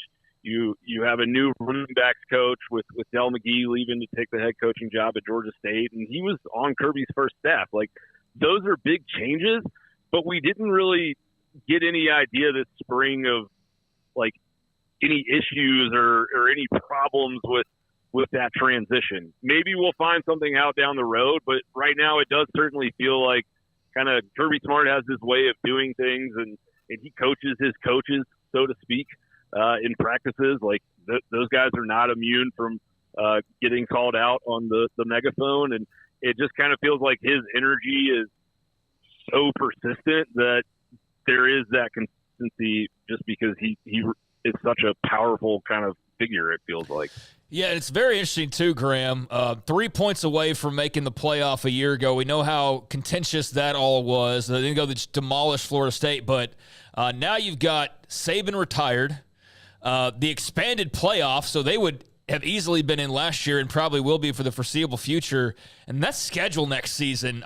They don't play Oklahoma, but the addition of Texas and just the way it's kind of lined up, man, that's a sexy schedule. I mean, it's a tough schedule, but just seems fun, man, with all of that kind of in play. But then that schedule is just that'd be fun to be a season ticket holder, I guess is what I'll say.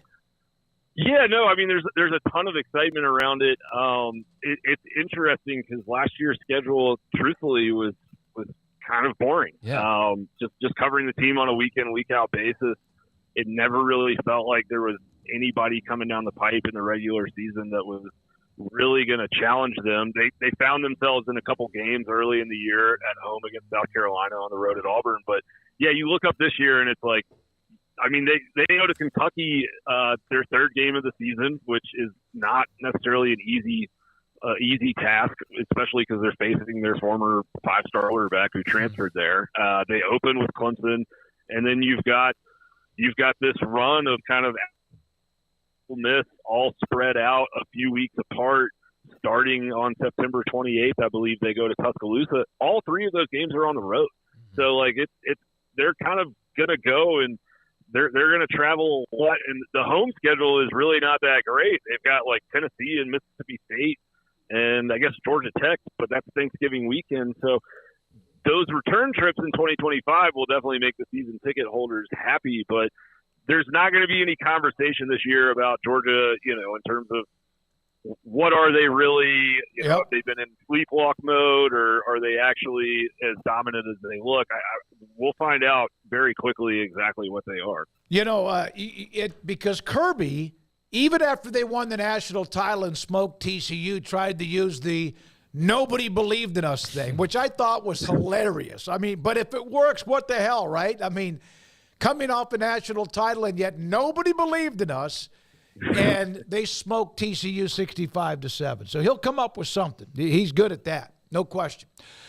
Graham, thank you very much. Appreciate it. Graham, coffee with us, Dog Central on the Jaden Rashada possibility and why, as Craig asked him again about the quarterback room. The Dylan Raiola decommitment left of an opening there. They're not just going to go out and sign anybody, so maybe Rashada is the one that fills that hole. I mean, it would be a luxury is what it would be, and potentially a big blockbuster type of move, in a year or two. But certainly that'd be a great landing spot for Jaden Rashada. Like after all that, to end up at Georgia and just be able to kind of get into the mix and maybe even incubate a little bit there would be, I'd imagine, pretty healthy for him. We'll see, though. I'd imagine there's going to be a lot of teams that come calling and probably some that are not interested because they just feel like it's, kind of been a little bit of a circus around him. But he's right as far as the 2025 schedule is more for the season ticket holders. But what I was trying to get at was, I mean, they open up with Clemson, neutral location.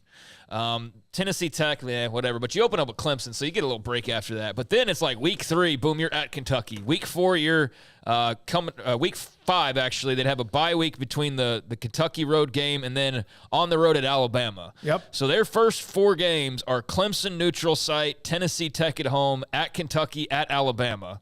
That's a pretty good first month. And I think Auburn's going to be much improved. And guess who's next? They host Auburn. They host Mississippi State back-to-back. With Lebby? Then they go to, a new Mississippi State team. You got a Hugh Freeze-led Auburn team that obviously is hoping to be better, so you'll have those 2 games back-to-back at home. Then you get into the second half of the season, mid-October, you're at Texas. Mm-hmm. You come back, neutral site with Florida. which your big rivalry there, right? At Ole Miss, then Tennessee at home. Like, we talk about like the SEC schedules and like what people make it out to be versus what it normally is. Like this is like what everyone thinks it is to everybody. Yeah, this is one of those. Then you have UMass, that late tucked away, like, give me a break game. After that start, they deserve. They UMass. actually deserve that. Not every year is that throwaway SEC game, non-con, late November, always really justifiable. But I think in this case, we're going to cut them a little bit of a break. But then you close it out with Georgia Tech, who's another one of your rivals. So, I mean, opening with Clemson, closing with Georgia Tech, and then having Kentucky, Bama, Auburn, Texas, Florida, Tennessee. I mean, geez Louise, dude. Yeah. That's going to be a lot of fun. How many teams in America would go 9-3 or better? Well, they probably will. I mean, maybe 5. They might be. Yeah. But maybe 5. Yeah, maybe 5 would go through that. There's no give that they probably will, but there's no automatic right there. I just want to point that out because I think that's what we think of. We think of like, man, what a murderers type bro schedule that you could see with the conferences turning into what they're into. So respect. I think that's what everyone thought the first year for Texas and Oklahoma would look like. Like that's who they would end up getting. It does sort of for Oklahoma more than it does for Texas. OU maybe got a little bit more of the heavy meter when it comes to who they play. Here's a young man I remember him because I remember a game where he ran for like forever amount of yards. Ja'Cory Krosky Merritt. Jason Shear with this one. Arizona thought that was their running back this year. He apparently has changed his mind. Remember, we've discussed what Ole Miss needs, looking at Paris, the running back that's at Miami, and they still might do that. They lost, what was his name, Quinshon Judkins. Mm-hmm. He averaged 10 yards a carry, and it wasn't like he was a slot receiver. 10 yards a carry, 1,200 yards, 17 touchdowns, and he now is headed for Lane Kiffin and Oxford to play at Ole Miss. That's a hell of a pickup and a flip right there. Yeah, Ole Miss is very active and has been quite active for going on a little while now, so good pickup for them. And that's a bummer for Arizona, which sort of still finds itself in flux as far as just the post-Jed Fish era and sort of putting together this roster. And the transfer portal is certainly not helping matters, although it could and should inevitably help them fill these holes, but it's taking away some right now. So, yeah, they've got a need at running back, and I know that there are some names out there. Damian Martinez would be a guy that... And he made a comment about Arizona last night. Yeah, you'd love to bring in. There's some interest there, so maybe that's the name in the long run for them, but... I guess Ole Miss is fat and happy now. You don't worry about them taking anybody else, I would think. But, yeah, I mean, maybe a Damian Martinez, but they're certainly going to be on the lookout for another running back, it appears. They did have a cakewalk schedule last year. Georgia, until the SEC game with Alabama playing like they did and getting into the college football playoff and creating havoc with what happened with Florida State. So earlier we had Grayson on to talk about football and basketball. We mentioned Jeremy Roach. Jeff Goodman yesterday put this up, that Baylor has emerged as the front runner to land Duke transfer Jeremy Roach. This guy can play 14 points or more a game the last year, shot 43% for three. This is not a done deal. It all depends on who you ask. And then there was a tweet about the money that Jeremy Roach was going to get from a Duke site, $1.5 million. And look who's at the top. Jeremy Roach. Man, I wish, shake my head as people just throw out numbers when it comes to people in the transfer portal and also NIL. So wanted to show that with Jeremy Roach's little sense of humor. Yeah, and the reference to that Discord there, I know it's like an insider basketball, I think it's anonymous sort of account, but they also had Drew going to Kentucky. So not sure if they're right on this one. He's denying it. As a lot of other people did too. But right? Yeah. That's, I don't know if that's the going rate, but I do feel like there's just stuff thrown out there and people are going to accept it. You could have said $2 million and people would have been like, oh, yeah, see? And certainly Duke fans would want to believe it because then they could, $2 million go by, so there's that whole thing. I don't know how much these guys are getting. I don't even know if I really care all that much how much they're getting. I mean, really, it's just a matter of the ability to move. That's really the big thing. I don't get so caught up in the dollar signs, although in a Nico Iamaleava situation, that's interesting when you're talking about $7 million or whatever that total was. That was like eyes bulging when you first read that, so that was unique. But for a top-tier basketball recruit, I mean, would y'all question it if it was like $1.5 million? No, not at all. No. So, No, it wouldn't. I didn't even blink. When I saw that, then I saw his response, I kind of cackled a little bit. Yeah, no, have fun with it. All right, Garrett, I have remember the survey we did, the EADA, the revenue that teams produced 2022 in football. Here are the numbers from EADA, and I also cleared this. I got a little bit of a clarification from somebody in compliance, but here are the top 10 when it comes to recruiting, not budget, expenses. This is not what they spent on recruits, who knows what it might be now, but these are the schools, the top 10 based on 2022, who spent the most money across the board in millions on all sports. Georgia, A&M, remember they had that huge class. OU, 3. Miami and Clemson. None of these on this list are surprising. Michigan, Penn State, Florida, LSU, and Texas. Now, here are the schools ranked from the rest of the Big 12. Arizona, Baylor, Tech, KU, Utah, West Virginia. This is in order. Arizona after TCU, Cincinnati, and then a handful of others. State. Did I say Kansas State? Kansas State. You said Arizona. It's Arizona State, Cincinnati, Kansas State, BYU, Iowa State, Oklahoma State, Colorado, UCF, and Houston. Again, not really a lot of difference between 23. There's a drop-off in the last 3 or 4, but when you look at Colorado, UCF, and Houston and where they've been, BYU 64, and we'll be interested to see in a couple of years how much that changes. Anything there? I saw where Vanderbilt was 15th. Well, yeah, it's easily explainable. They've got SEC money. Yeah, I mean, it's really that simple. I mean, you spend what you have, and I think some probably go a little over their skis at times, depending on who's in charge or what they're trying to accomplish. But yeah, it's easy for Vanderbilt to be 15th when they just have to show up and they basically get more money than God available to them to go out and recruit. So that's the benefit of being in the league that they're in. And some of it's donations and whatnot too, and I won't pretend it's all TV money, but yeah, that's immediately where my brain goes. So that's another advantage, as if they didn't have enough already, that you take all of that extra money that you get and you can go throw it around in recruiting. And I don't think this really matters as much because this is like buying, cookie cakes and hotel rooms and plane tickets and all of that. But when that money gets redistributed to as we see the importance of having the whole, they made the rules about the decked out hotel rooms and all that's kind of going to the wayside. That money's going to matter when we're talking about not so much what they spend on recruiting, but when you say how much they're spending on NIL. That's the interesting number. Yeah, that's probably a separate entity. Right, yeah. But that's where a lot of that money for the other stuff was going that's now going to be funneled off into NIL more than anything. Exactly. So if you put that under one big umbrella, then yeah, I think that's lowballing it. So I asked for clarification on what the expenses included. It included what you're saying. Travel, lodging, visits from prospects and families, and staff traveling, lodging, meals, expenses, etc., but not like what is now currently NIL, which might double or triple those numbers. How do you, if that's all it is, how are you spending $4 million? Like 7, like Georgia. Well, how in the world? This is only because we mentioned Texas was at $4 million.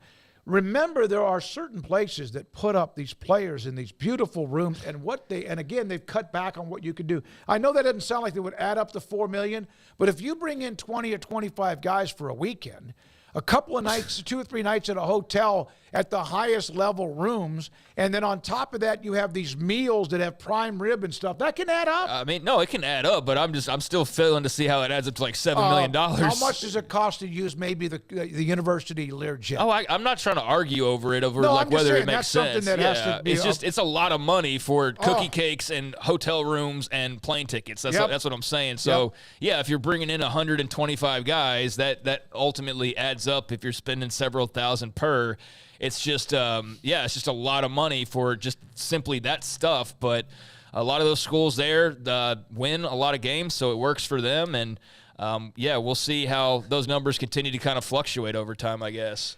Wet blanket, I love you, man. we have not always agreed on something, but I love what you said. Oklahoma State spent, and he just knows this. Now, sometimes the championships he talks about are probably some that are not on other people's radar, but he's right.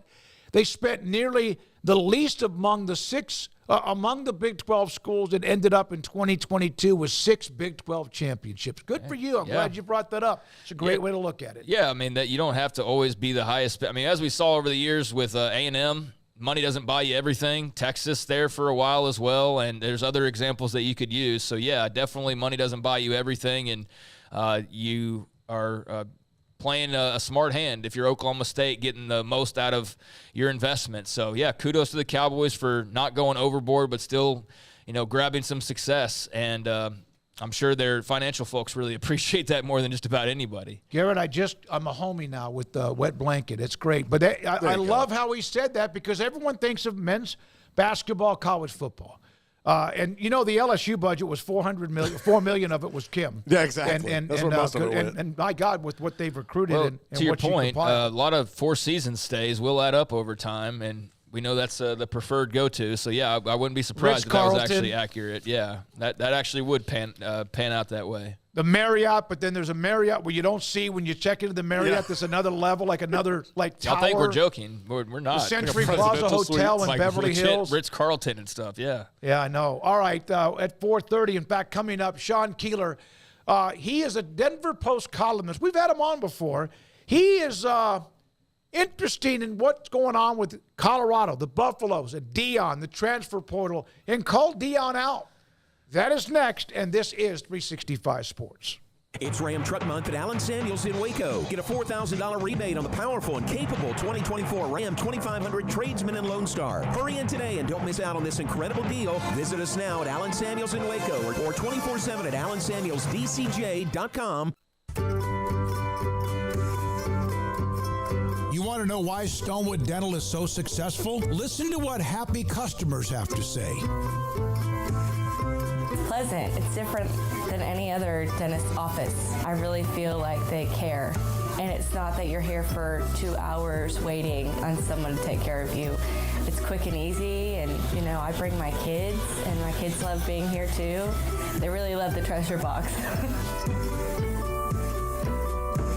Staff is really nice and accommodating, real friendly. You feel more like home. It's not sterile looking. Everybody has their own personalized rooms with decorations and decor, and they'll even have a blanket for you when it's cold. I've recommended people to actually come here, and they are patients now. I really love it here. It feels like family. Learn more, stonewood-dental.com.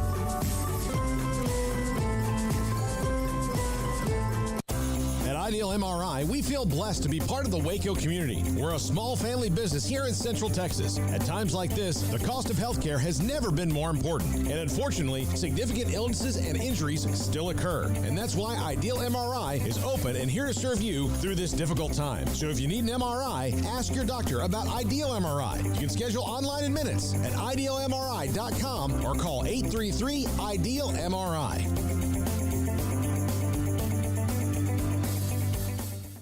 TFNB Your Bank for Life is the official local bank of Baylor Athletics.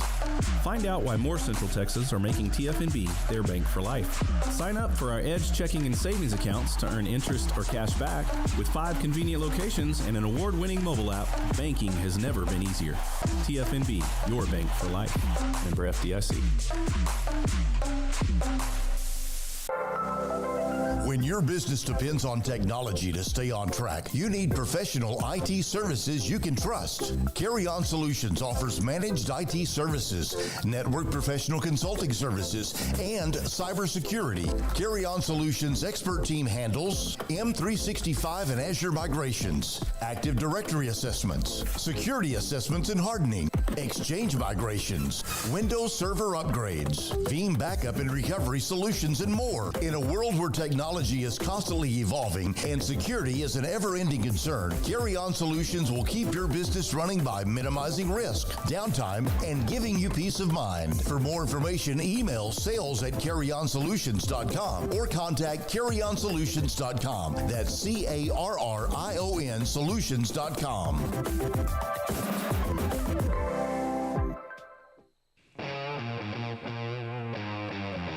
This is 365 Sports, powered by Sikkim365.com.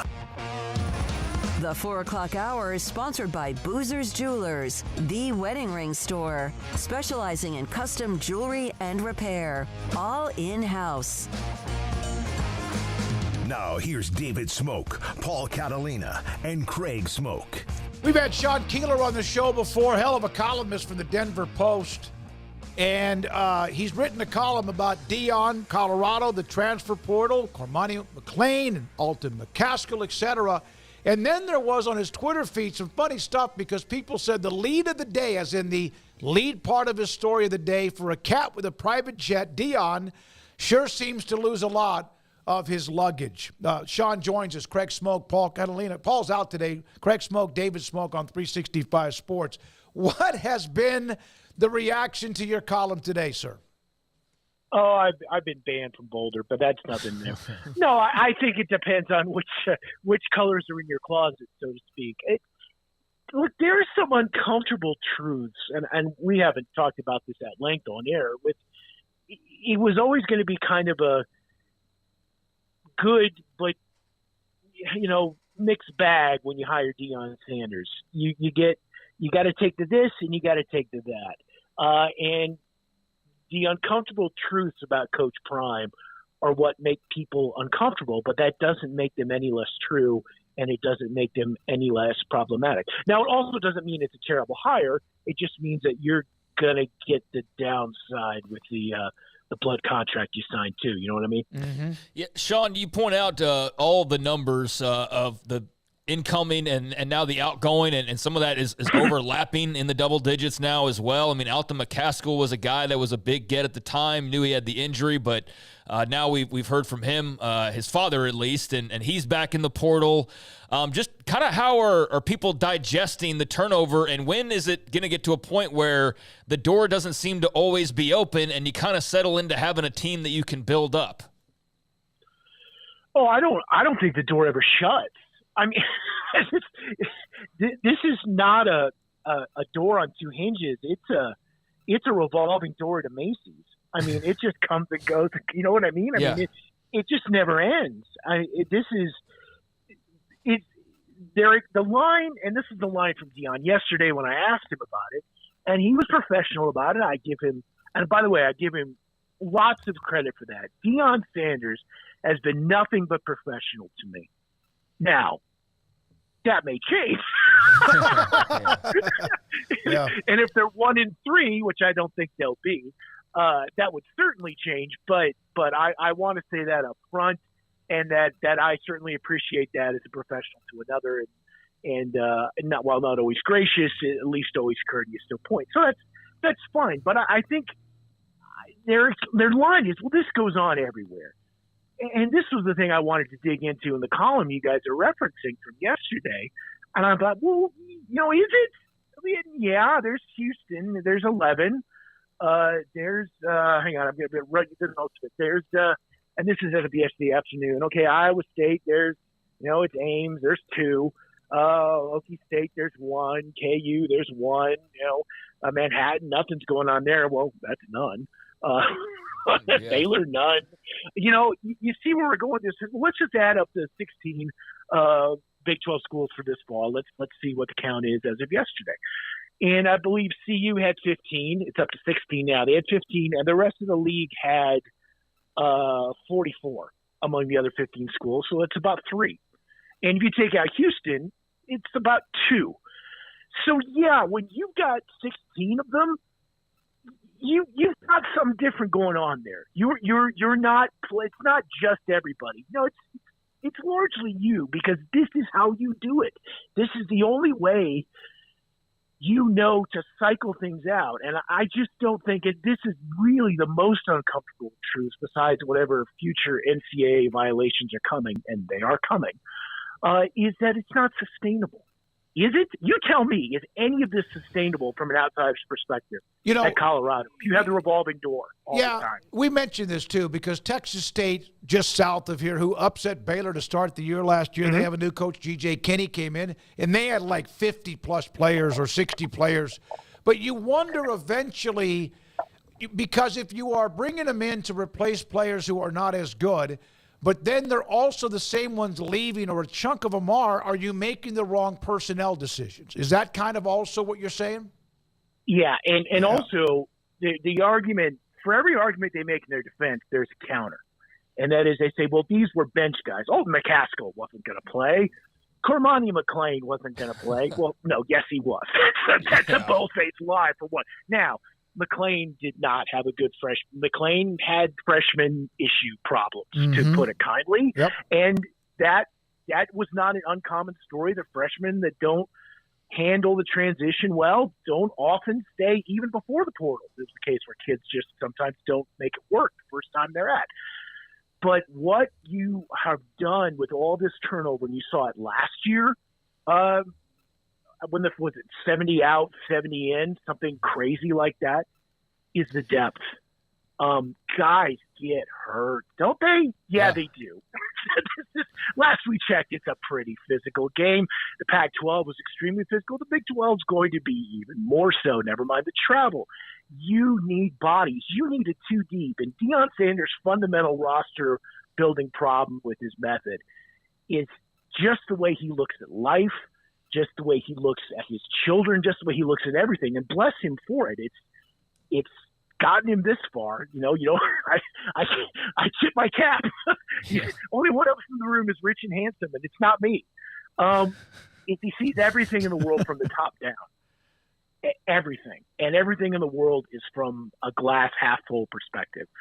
I think the Buffs are more than half. I don't think they're quite full yet, but he never sees the bottom of the depth chart in life or his football program. And it bit them last year. And if they don't shore that up if they think they're going to run out these 16 to 20, and it'll be 20 by the time the spring ball is done and the portal closes. If you're going to take out 20 and add 20, unless that 20 is significantly better than the 20 you have, you're going to have the same problem, because even if they are comparable, you've just lost 4 months of prep and development time, haven't you? You can't just run them in there and say, you got a summer to figure this out. But that's what they do, and they're going to ride or die with that. How has it been taken, Shedeur and Shiloh basically being the personnel guys in some way, the way that Instagram message came across the other day? How's that been digested? It's good X fodder. I think it's a non-story because that's been going on forever. I mean, we just have platforms. These guys are celebrities themselves, and they're justifiably good players. Shedeur, very good. Shiloh, also good. They're the stars of this thing. And frankly, here's the other, it's not even an uncomfortable truth, it's just reality. Those two guys are running this program. If you want to, there's your headline, boys. Yeah. If you want to stick it with the Buffs, if Shedeur doesn't like you and Shiloh doesn't like you, you're gone.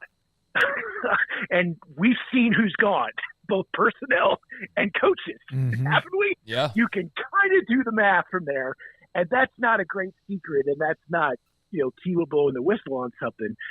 Those are the guys who are calling the shots. But I think where that comes to be, I can't believe players are going Instagram recruit guys. No, I think they've always done that. I agree with Deion 65, 70% of the time. He's right on the money. It's the other 30 where I'm just like, whoa, come on, man. Come on. Let's back from Mars here. Let's get to reality. But in that case, players recruit players. Players are your best recruiters. Players to peers are your best salesmen, and that's always been the case. These just happen to be really high profile, very confident, and very talented salesmen in that regard. And because they're public guys, and because it's all me all the time, that tends to get more run. I don't think the players recruiting players is much of a story as we're losing 20 guys in 2 weeks. That's much more of a story to me. So, and they'll probably add 15 or 20 here in the next couple of weeks. Right? They'll fill them up. Yep. So when you mentioned if they don't like you, is that what happened to Sean Lewis? Because the offense was not the offensive line was a struggle, and a lot of them have transferred. But was the Sean Lewis decision? They've all transferred. Yeah. They're all gone. Yeah. Yeah, and for those picking them up, they're like, wait a minute, we heard about how bad their offensive line was, but was the Sean Lewis demotion, was that Shedeur? It was in part. there were a lot of factors, and not all of which I can get into comfortably over the air, so to speak, and on the record, so to speak. But you can do the math, and you can do the math on both sides of the ball. And they'll deny it. They'll deny it angrily. But here's the other thing about the Sanders family. It's going to sound like a very famous political family. We're not going to get into that, but I'll just tell you, you probably know where you could go with this. The stronger they deny something, the more they accuse you of something, the more likely they're doing it. Mm-hmm. Yeah. Okay. Wise words there. Wise words. I mean, you've kind of already intimated it with the guys who have been out, but to see Alton McCaskill in the portal, Sean, after really not a whole lot of anything. I mean, he had the injury that he was coming back from, but then obviously his father's now become outspoken. I don't know. I guess you've kind of already answered that, like I said, but are they just – is it Dylan Edwards and kind of what does that room look like now at this point for them moving forward? Well, they had like 7 guys. I mean, it was crazy deep at this time last year, and it's still pretty deep. They've got the bodies. They've got the skill guys to kind of make that work. But the question is how, the trouble with that is you've only got – we thought about this during preseason camp last year. We're like, who is going to get all these carries? Because Shadour's the kid, and he's a very good QB and an NFL QB, don't get me wrong. We're like, they're going to throw the ball 50 times. And, yeah, they're going to run 80 plays with Sean Lewis's offense. But this is the Shadour show. This is not the Kavion Smoak tour. This is not the Alton McCaskill show. And it was the Dylan Edwards show in Dallas, or Fort Worth, rather, for that TCU game. But then it stopped being that pretty quick. I think the question is just having enough carries. It's not having enough talent. Dylan Edwards could play anywhere and play right away from day one. I think it's just a matter of how they want to orient the offense because it's not about him. Yeah. We know who it's about. So you have to be able to block. You have to be able to catch for Shadour, and you got to be able to block for Shadour. And that would be true of anybody who's a front line, top 10 pick kind of QB in there. So that's their priority, and I think the tailbacks come in here have to realize that too. And McCaskill had playing time frustrations. There was some stuff, but again, the stories were very, as I said in the column, it was very nebulous, as all things are, because, I mean, let's be honest, the Sanders ship, it's kind of a closed circle. You're like, yeah, but they've got 4 YouTube feeds. Yes, but that's your only source, is you get it from the state media. I was going to say state TV, yeah. Yeah, sounds like you're not allowed in the circle of trust. And people in this market, Denver media has had to, some media and some fan media has paid for access to that inner circle, and obviously most of the outlets will not, and we certainly won't. And so we're outside the circle a little bit. So tell me the truth, Sean, because it got to play. The opening lead line, as we mentioned, for a cat with a private jet, Deion Sanders sure seems to lose a lot of luggage. When did you come up with that? How did that come about, and how long before you went, damn, that's pretty good? The good Lord occasionally throws an acorn to a blind squirrel. That literally is one of those where you're just laughing. I don't want Deion to go. He's great for business. Hey, he's been great for business for CU. He's been great for business for us. But he's so quick on stuff, and his catchphrases are so fun that you kind of right there. I just thought, I was playing around with kind of a lost luggage idea, and I laughed because I went back to the Louis Vuitton thing. That's a play on. I'm bringing my luggage, and it's Louis. Mm-hmm. God dang, dude, you've already thrown out 6 pieces. I mean, it was just the image of him like, here's my Louis luggage, and he just went, yeah, nah. Yeah, and in a way, literally, that's probably what Deion does with luggage. He's just, that's his world. Again, it's like a Spirit when we're in Airlines that room, flight. man. And he doesn't fly coach. So I laugh. Here's the guy with a private plane and keeps losing his Louis luggage. It's kind of a thing. So we were having some fun with that. But again, to his credit, he's got the bank account and smile, and I got a bald head and nothing. So God bless him. So I know the spring game's a week away. Obviously, the headlines right now is all this attrition and just like who's going to fill these roles and how's this going to work. You do though have Shiloh and Shadour back. Travis Hunter back. I mean, what's kind of the football talk outside of the roster itself as they've maneuvered through spring drills? And now, Sean, get ready to go join a brand new conference. Old, but we're home again. Yeah, aren't we, guys? I mean they're back. Plant that luggage right on that Louis luggage right on the front porch where they used to live. But yeah, what's kind of the feel and the sense about just the team in general as it makes this transition? I think there's still, if the hype last year was 11 out of 10 from fan excitement, it's still a 9.8. Here's the fact that has not been written about. I don't think I've seen it written about a lot because the attrition is kind of taken all the headlines, and that is spring game's not sold out yet, or it wasn't sold out as of yesterday. That surprised me. I think it'll get there, but 9.4. Like we're still in we're still in the A range. We're still really high into it, but yeah, the last 2 months kind of stuck with people. Okay, you can talk a good game even in Denver for only so long before the city goes, all right, where is it? Where is it? And when they had it, especially beating, drubbing Nebraska, I think people were just really rolling with that. And then it just kind of, to the average kind of bandwagon fan, it kind of fell away here hard. But they're still pretty strong. They'll get there. If they don't sell out, they'll be awfully close. They'll say it's a sellout. I was shocked they didn't admit that it or said that it wasn't. Given everything's fine, everything's great, kind of Chip Diller way that Prime kind of approaches everything. But I think they'll get there. That's obviously going to be kind of like a talent show Thursday. I mean, they're doing here, right? It's like a festival. It's like Coachella I'm thinking out loud. It's Fuchella. It's Coachella. I'm literally writing this on the notebook now so I don't forget it because I'm old. It's Coachella. I should get that copyrighted before Dion takes that and runs them. Because he has all his phrases copyrighted, by the way. He'll probably get me on that. But they're doing a festival with a talent show on a Thursday. The typical fundraising dinners on a Friday. They'll have the game on Saturday morning. And I think it's on Pac-12 Network, which means none of you will be able to see it. Yeah. And that cracked me up because I'm like, so will that be the last thing the Pac-12 Network shows? It might save the conference. It might be so good that it saves the conference, right? It'll get the 15,000 people out there who can still get it have to go find it, and the rest of the world has to chase. Everyone in Texas is chasing this thing down. Like, is this still a thing? Yeah, it's still a thing till like June 30th, as far as we know. So it's going to be on Pac-12 Network, and then the coup de grace. There will be the Lil Wayne show at CU Event Center on Saturday night, right after the game. So I imagine he'll be a part of the game as well. There will probably be some other stuff. I know Snoop Dogg's company is bringing their vodka because their PR folks keep sending me the emails, and I'm like, oh, I am gonna miss this when it ends. I'm like, I don't. They're not bringing Dr. Dre and Snoop Dogg for Carl Durrell. I'm sorry. No, they're not. You I know you got other things to write. One more thing on Dion. Have you been? I love listening to him. Whether or not, oh yeah, I mean, absolutely. I listened to everything he said this week. Have you been pleasantly surprised about how, though, he has his thumb on those players when it comes to doing things right, in doing whatever a team needs to do, and punishing the team whenever they don't? I mean, has that been kind of a breath of fresh air?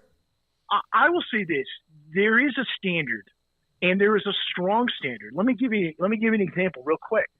On the board, and I didn't get into this in the column, but we are going to circle back to this. There was written on the board in the meeting room, I presume left over from a meeting where we had the press conference yesterday, of basically the eternal verities where it said, be early to be on time. No hoodies, I'm paraphrasing, no chains, no this. It's about us and the ball, protect the ball, call your mama. But these are things written on the board. We walk in there. I think these are genuine, absolute principles. And again, in their defense, there haven't been a lot of, for whatever reason, and people have looked into this, there haven't been a lot of, for lack of a better word, intercampus incidents as of yet. There have been apples that have been bad have been weeded out, and they've been weeded out pretty quickly. And that hasn't been as an uncomfortable thing as people wondered if it might be in Boulder. So that's to their credit. Now, again, the night is long, and we'll see. So I think some of the discipline is espoused and is genuine from the part of the coaching staff, and certainly from the part of Dion. I think that part of his FSU background is legit. I think that's passed over and down, and I think that discipline is important. didn't always they were one of the most penalized teams in the Pac-12. Yeah. They didn't turn Shedeur didn't turn it over, but the sacks and the occasional fumbles were a story into themselves. They weren't crazy disciplined in spite of having so much better talent than the year before. I don't think all that translates. And then the downside of that, again, that for everything great about having Deion here, there's always another side to it, and that is, and this isn't untrue in a lot of other places, but it was really noticeable where the strike zone was for the chosen ones, as they're kind of known, in Deion's leadership council, versus everyone else. And I think the everyone else on the Buffs roster got a little tired of it, and I think that's fairly well documented with those who are no longer here. And that's not unusual at programs everywhere, but man, there are several strike zones within the CU Buffs program. And I think the kids that need to follow it generally have followed it pretty well. Those who can't aren't here, either because they got frustrated by those who didn't have to follow the strike zone, or because they simply couldn't follow it. And that speaks to some of the attrition, too. It's a great column, well written. Sean, great stuff. Appreciate your time today. Good luck with all the other columns you're about to write. Yeah. That's Sean Keeler, the Denver Post. Thank you, sir, for your time. That's a great segment with him. He's really good. And the lead to that story, and also all of what he's mentioned. That was good stuff, like you said, and it's a lot to kind of process when it comes to Deion, and there's just so many things that are obviously swirling around him at all times, whether it's critics or it's those who are on his side of the fence, or if it's this transfer portal stuff or the transition to the Big 12 and so on and so forth. It's just a lot of interesting things going on right now for Colorado at a very interesting time for that football program. So year 2, I mean, there's still a lot of hype and a lot of excitement, as he pointed out there, but there is a little bit of a crack in the foundation, it sounds like. I mean, and he was basically untouchable last year, especially at the start of the season when they beat TCU, and you're like, oh, wow. And then you realize, well, TCU is actually not that good. But at the time, the last time we had seen them, granted, they were getting whooped by Georgia, but they were in the national championship game. Yep. And so then they beat them, and then it was like off to then the hype train started to go crazy. And that was a bang-bang game that led to the trend for TCU to lose a lot of the bang-bang games. Yeah. And so we learned that about them ultimately, but it took a little while to understand, just who exactly they had beaten. But that was a big deal. He beat Nebraska right after that. You beat Colorado State in a thrilling game, double overtime game, where, just it was offense galore. You got to see Shedeur, it's slinging it around. And so they start off that 3-0, and you've got wins over the team that was just in the Natty, your old rival in Nebraska, and your in-state rival in Colorado State. I mean, shoot, it's no wonder the world was on fire about Deion. It was like a... Yeah, and then they had 9 more games, and they won one of them. Yeah. And that was a 3-point win against Arizona State on the road. That was it. They went from 3-0 to then 4-2 to then obviously being on the other end of not even making a bowl game, despite getting halfway there before the first month of the season was over with. So, yeah, that was just a really interesting thing to watch unfold last year, and it obviously leads to a lot of pressure. I mean, Colorado's going to be patient. But the fans are obviously feeling a little bit like, okay, what's going on now, though, with losing all these guys? Because you can't expect to turn 20 in, 20 out every year, and at least in my opinion, come up with a program that's going to be able to kind of build, because you're trading tools too much to ever really build on anything. So yeah, this is a huge year. You got Shedeur back, you got Shiloh back, you got Travis Hunter back. So we'll see what happens, but they're still going to be fascinating. I don't know how good they're going to be, though. I think they'll be a dangerous team because of some of the names I just mentioned, but they've got a lot of questions, and questions that you think would be getting answered by now are now still questions because of the exodus that's ongoing right now. If it works, great. If it doesn't, then you open yourself up for a little bit more of the criticism. But right now, the money that Colorado's bringing in, the athletic department, giving them juice, although eventually, again, you got to win games. We're still talking about them far more than we would have been otherwise if Dion was not the head coach. So, yeah, I mean, he's still bringing eyeballs. But as we saw last year, too, that only kind of lasts if you're winning, because then after a while, even I think the hardcores were not watching as much as they had originally at the beginning. But, yeah, it's just going to be a really interesting story to follow this year because of all the attention and the hierarchy, the way it's built in Boulder at the moment. Tony Jones is somebody that I got to kind of start following. He writes for theathletic.com, and a lot of our guests do, but he covers the NBA, he covers the Utah Jazz, he covers Salt Lake City in that area. And I reached out to him about Keontae George, the former Baylor star who had a fantastic rookie year. A few weeks ago, he's available today. He's going to be in our next segment. And also some more notes about new BYU basketball coach Kevin Young. And maybe we'll dip a little bit into the NBA postseason, which they've had the play-in games, et cetera, going on this week. This is 365 Sports. Looking to connect with Baylor alums in your area? Baylor Alumni can help. Looking to host a watch party in your city? Baylor Alumni can get you started. Want to step out in your community and serve with other alums? Baylor Alumni is your connection with the university and each other. Let's get started. Learn how at baylor.edu/alumni.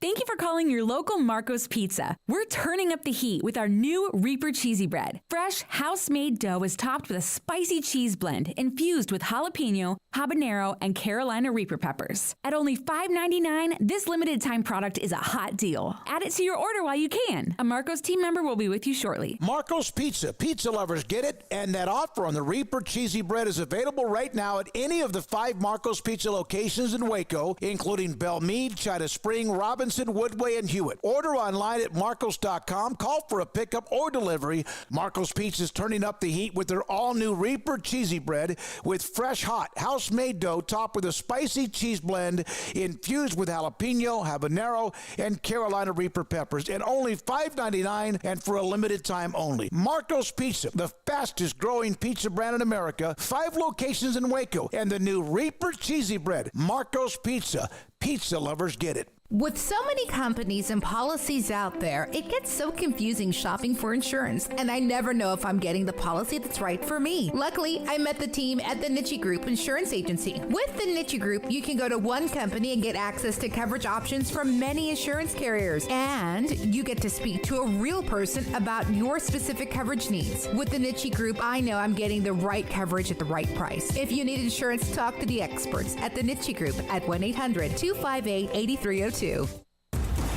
Did you know that 1 out of every 4 men have symptomatic low levels of testosterone and don't even know it? And if you think you're too young to worry about it, guess again. Low T levels can make you feel tired and grumpy, raise your cholesterol, and cause weight gain. Petty Clinic Low T can set up same-day blood screening and results. So if you're tired of being tired, call or go online at pettycliniclowt.com. It's a private clinic with an atmosphere catering to men. Affordable, only $165 a month, including lab work, office consultation, testosterone injections, and follow-up visits, compared to $300 or more a month in Dallas or Austin, and you don't have to drive 90 miles one way or the other and fight the traffic. Petty Clinic Low T has board-certified physician consultations and will provide the best form of brand-strength testosterone. Contact Petty Clinic Low T for increased energy, improvement in sexual desire and performance, mood, concentration, even a decrease in body and belly fat. Just off Highway 84 and Old Hewitt Drive in Woodway, pettycliniclowt.com.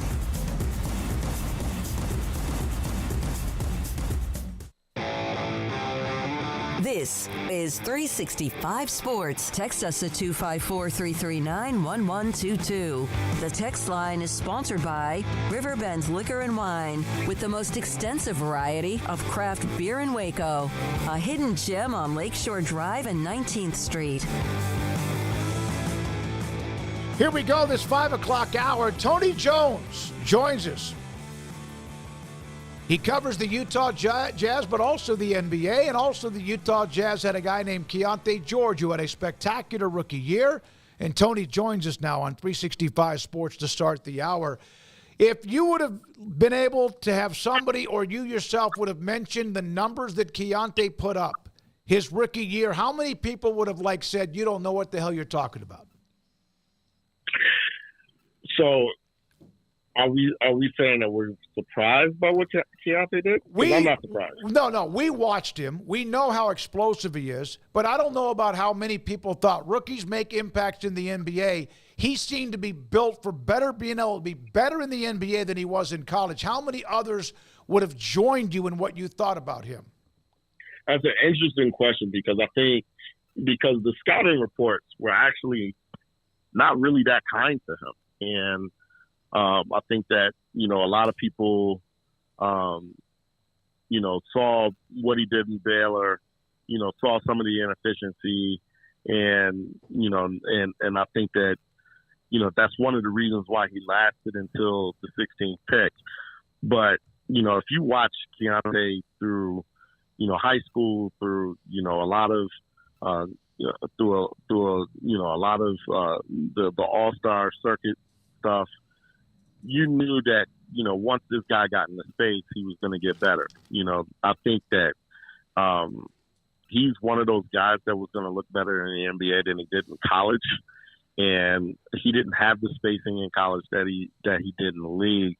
And, his ability to make shots, his ability to get to pretty much any spot he wants to off the dribble, once he started getting into the pick and roll game and, he started playing with, other NBA players, that commanded space and they commanded gravity.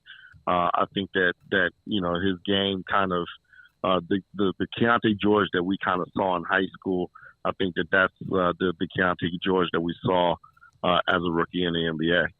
Tony, as a guy who's just 20 years old, I mean, I know there's lots of young guys in the NBA that come in and make impacts, but how did you feel like he sort of rolled in and grew up and kind of found his way into that locker room and found his fit within the team and leadership and things that were being asked of him? So, I'll tell you kind of a personal story. So my oldest daughter is 20 years old, and she's a sophomore at Morgan State University. And the first, my first kind of exposure to Keontae a little bit was around Summer League last year. And then, the media availabilities, once they started in October.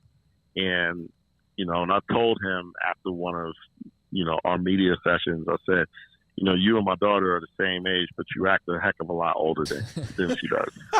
And, he just kind of really laughed and he said, yeah, I'm an old soul.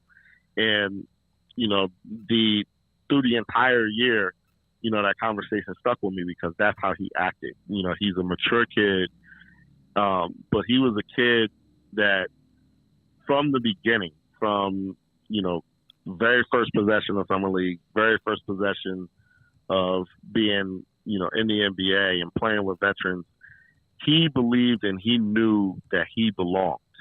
And it wasn't like a chip on his shoulder that he played with, but he played with, a good kind of arrogance, that says, I believe and I can play with you. And, I asked him throughout the years, hey, is there anybody that you revere? Is there anybody that you're looking forward to? And he's like, nah, I just kind of want to go out and get after it. And it was just like that with him, all season. And you can tell that it had the attitude that he had a gravitational pull.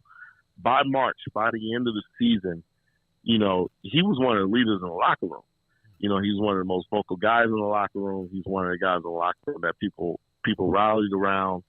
And, like we're saying, we're talking about a 20-year-old guy. But this is what he has been all along, right? Like he's been a guy that, he made a splash at the high school level very, very early. By the time he was a senior in high school, he was one of the best prospects in the country.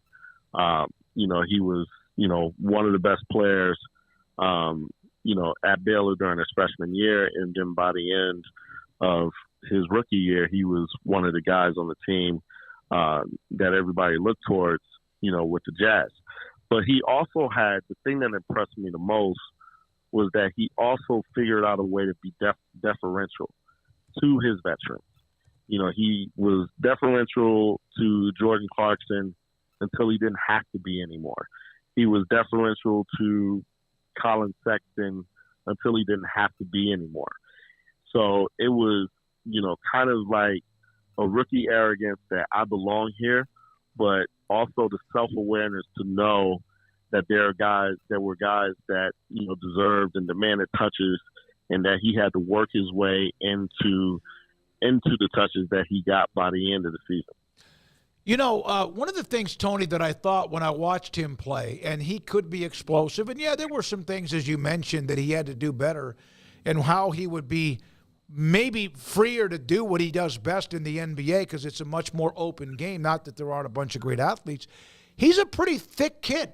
He's got a body that sometimes NBA rookies don't quite have until they maybe play a year or two. The irony of that statement is that he had it at Baylor, and he doesn't really have it anymore because he lost 30 pounds. And I think that's what one of the things that really actually helped him. So he played at about 220 at Baylor, I want to say. He's about 195 now. So, he's a lot smaller, body mass wise, but he's still thick. You can still see the shoulders, and particularly in the legs as well. But he's so much more explosive off the dribble than he was at Baylor.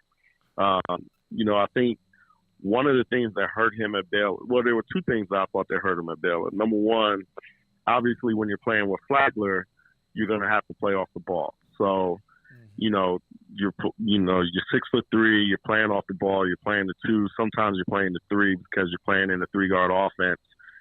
So I think a lot of what a lot of scouts and a lot of talent evaluators were saying, okay, this is a 6'3" 2-guard who's 220 pounds. And the Jazz saw him as a point guard, which is why they, prioritized him at number 16. But the weight at Baylor, while it made him thick and while it made him strong and while it helped him once he got into the lane, I think it led to him taking a lot of contested jump shots. Took a lot of contested threes, and he made a lot of them because he's a shot maker. But, talent evaluators wondered, how that would translate. So he lost the weight, and the shot making is obviously still there, but the quickness off the dribble is not there. And the ability to separate, and the ability to get all the way to the basket. And I think, when the Jazz drafted him, they drafted him with the envisioning him as a point guard. And, that's what kind of came to fruition. And that's why we are where we are right now with him as, Utah's, unquestioned point guard of the future because, he kind of took care of his body a little bit, kind of shored up some of the things that were question marks about his game. And the things that he did that were his strengths, he kind of doubled down on those. Yeah, that's all very interesting stuff. It makes a lot of sense too. I mean, it makes sense the Jazz point of view. I mean, good call on their part. It's obviously working out very well, Tony. Team wise, I mean, there's a lot more out there for the Jazz. Obviously, finishing well below 500. While there is the optimism about Keontae George, just sort of the feel about where they are, where they're going, and how all of it fits together. Well, they were 26 and 26 in 52 games. And, Danny Ainge and Justin Zanuck, they said, okay, we can, make a push at this and, maybe we make the play-in. Maybe we get out of the play-in. But, we get clapped by, Oklahoma City or Denver or whoever gets the number 1 seed. So, they made the decision at the trade deadline to kind of tear it down. So they traded Kelly Olynyk, they traded Simone Fontecchio, they traded Ochai Agbaji, and they essentially sat Lowry Marketing for the remainder of the season. They sat Jordan Clarkson for essentially the remainder of the season, and they played the young guys. So that led to them losing 24 out of 27 games. And, now, the Jazz have the 8th best lottery odds, and, they have a really, really young core, and they have Lowry. So on some levels, they're in a weird spot. But on some other levels, on a lot of levels, they're in a really good spot because they have 2 first-round picks. They have a 3rd pick that's going to be number 32. So essentially they have 3 first-round picks. They have a bunch of first-round picks in the future. They've identified Keontae George as a guy that should be a piece for them. And, they have a bunch of future draft capital. So, it was the right decision because this, the Western Conference is really, really good. And, maybe even next year, there's still probably 10 teams better than them in the Western Conference. But they're really set up for the future.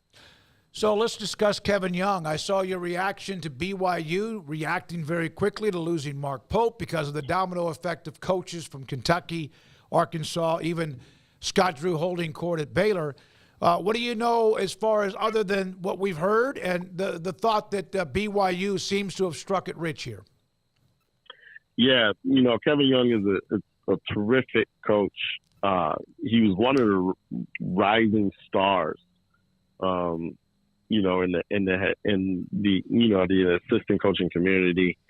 And in my opinion, he was going to get an NBA head coaching job, sooner or later, maybe sooner rather than later. So, the fact that BYU could lure him from Phoenix, lure him to, a traditional LDS university, where we all know that there are kind of different rules in terms of recruiting and in terms of their admissions process and in terms of, the life that they have to live.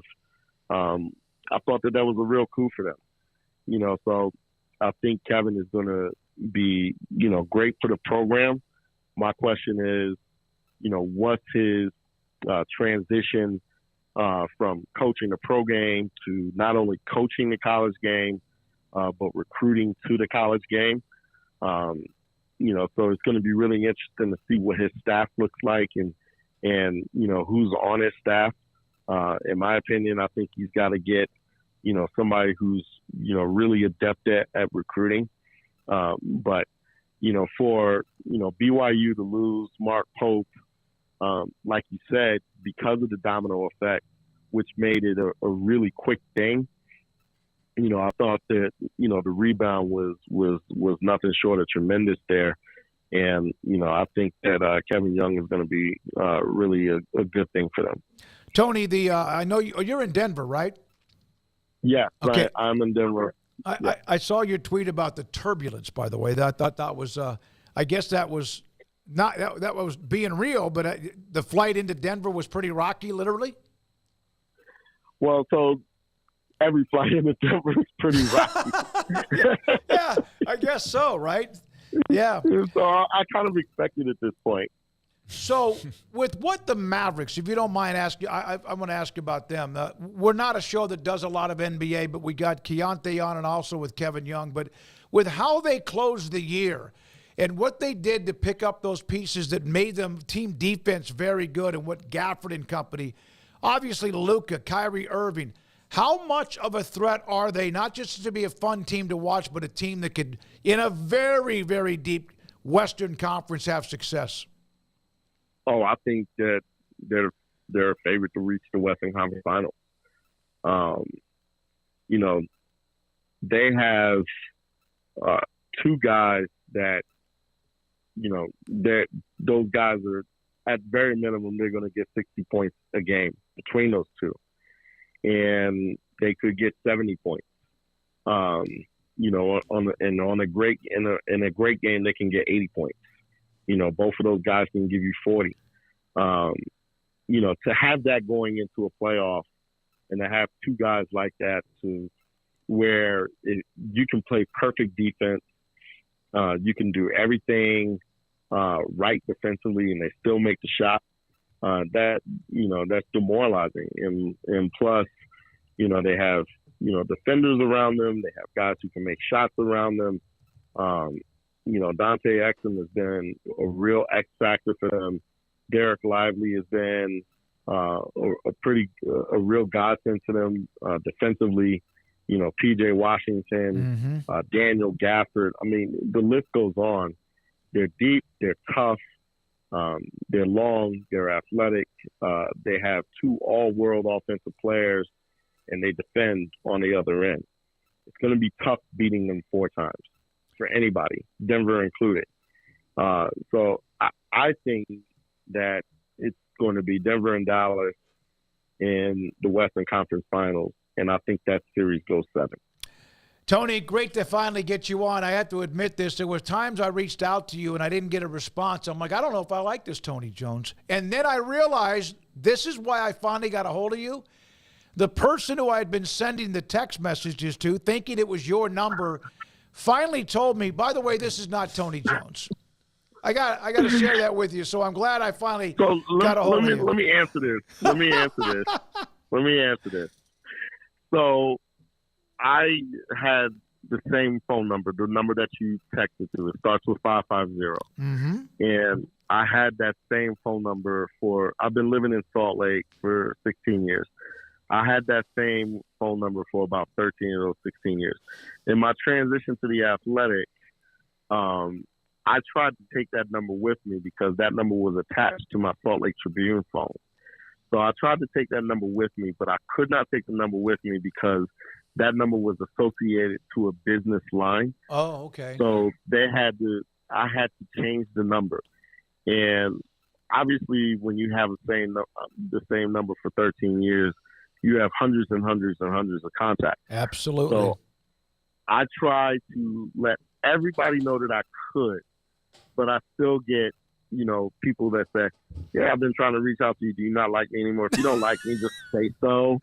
Like, you never respond to our group chats and this and that. I'm like, you don't have the right number anymore. Bro, I'm so sorry.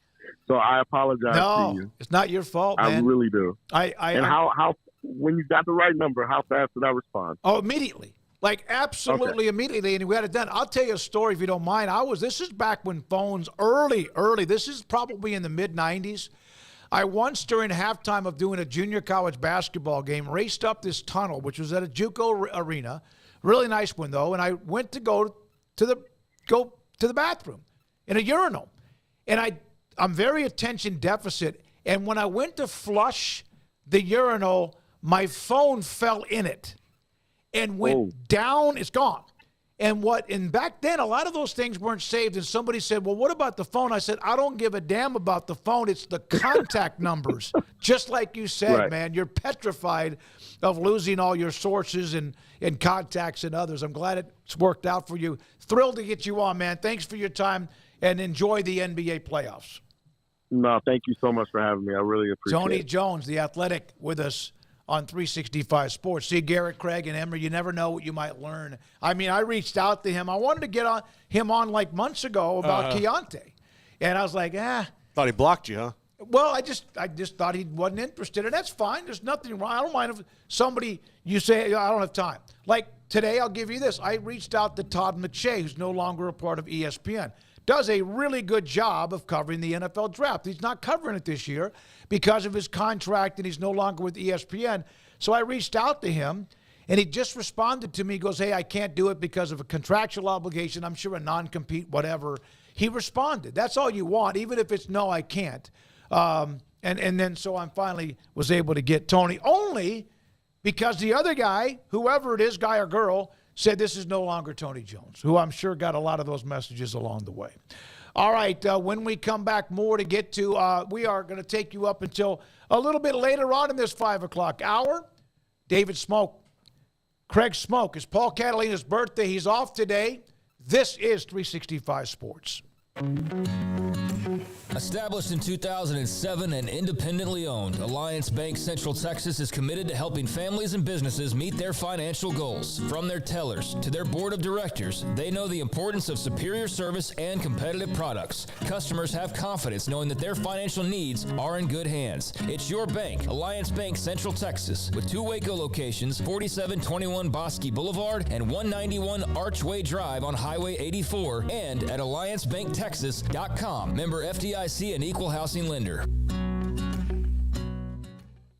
Our good friend Brad Boozer, Boozer's Jewelers here at 365 Sports. Now, Brad, people who watch and listen to our show know I'm a double-time customer for you, engagement ring and wedding band, and you guys do that great, but that's not all you do at Boozer's Jewelers. Absolutely, and I always like to say, it's a new year. It's a great way to start the year out. Go through your old jewelry. Go through your wife's jewelry box. Go through anything you're maybe not wearing, something that's broken, something that you're not using. We do a massive amount of custom work. We can take your old jewelry, old diamonds, old watches, and we can convert it into something special for you and make a one-of-a-kind piece of jewelry. And if that's not something you're interested in, a great thing is we can turn that into cash. So we buy gold, we buy diamonds, we'll buy Rolex watches, any kind of heirloom jewelry, anything that's maybe passed down to you.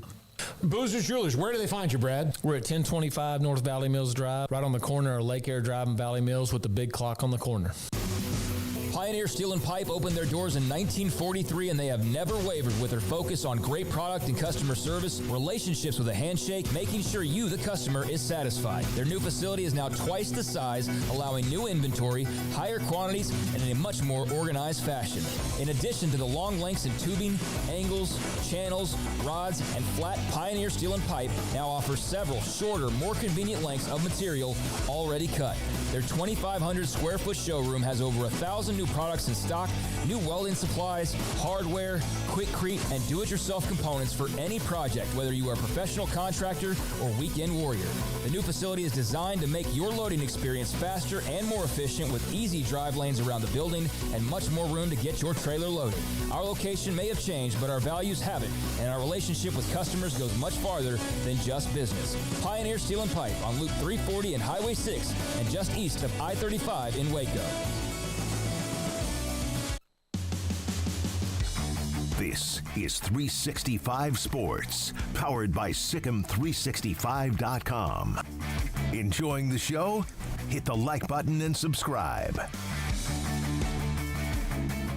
So, there's a lot of reasons college athletics, people call it great mess, chaos, evening out what for years was just unfair. Ross Dellinger earlier today wrote the article, Meet the Man Responsible for Bringing Disorder to College Athletics and Who Could Shape Its Future. Jeffrey Kessler's the one that was the attorney that was representing Alston in the Alston versus the NCAA case. That was such a lawsuit, which is such a big deal.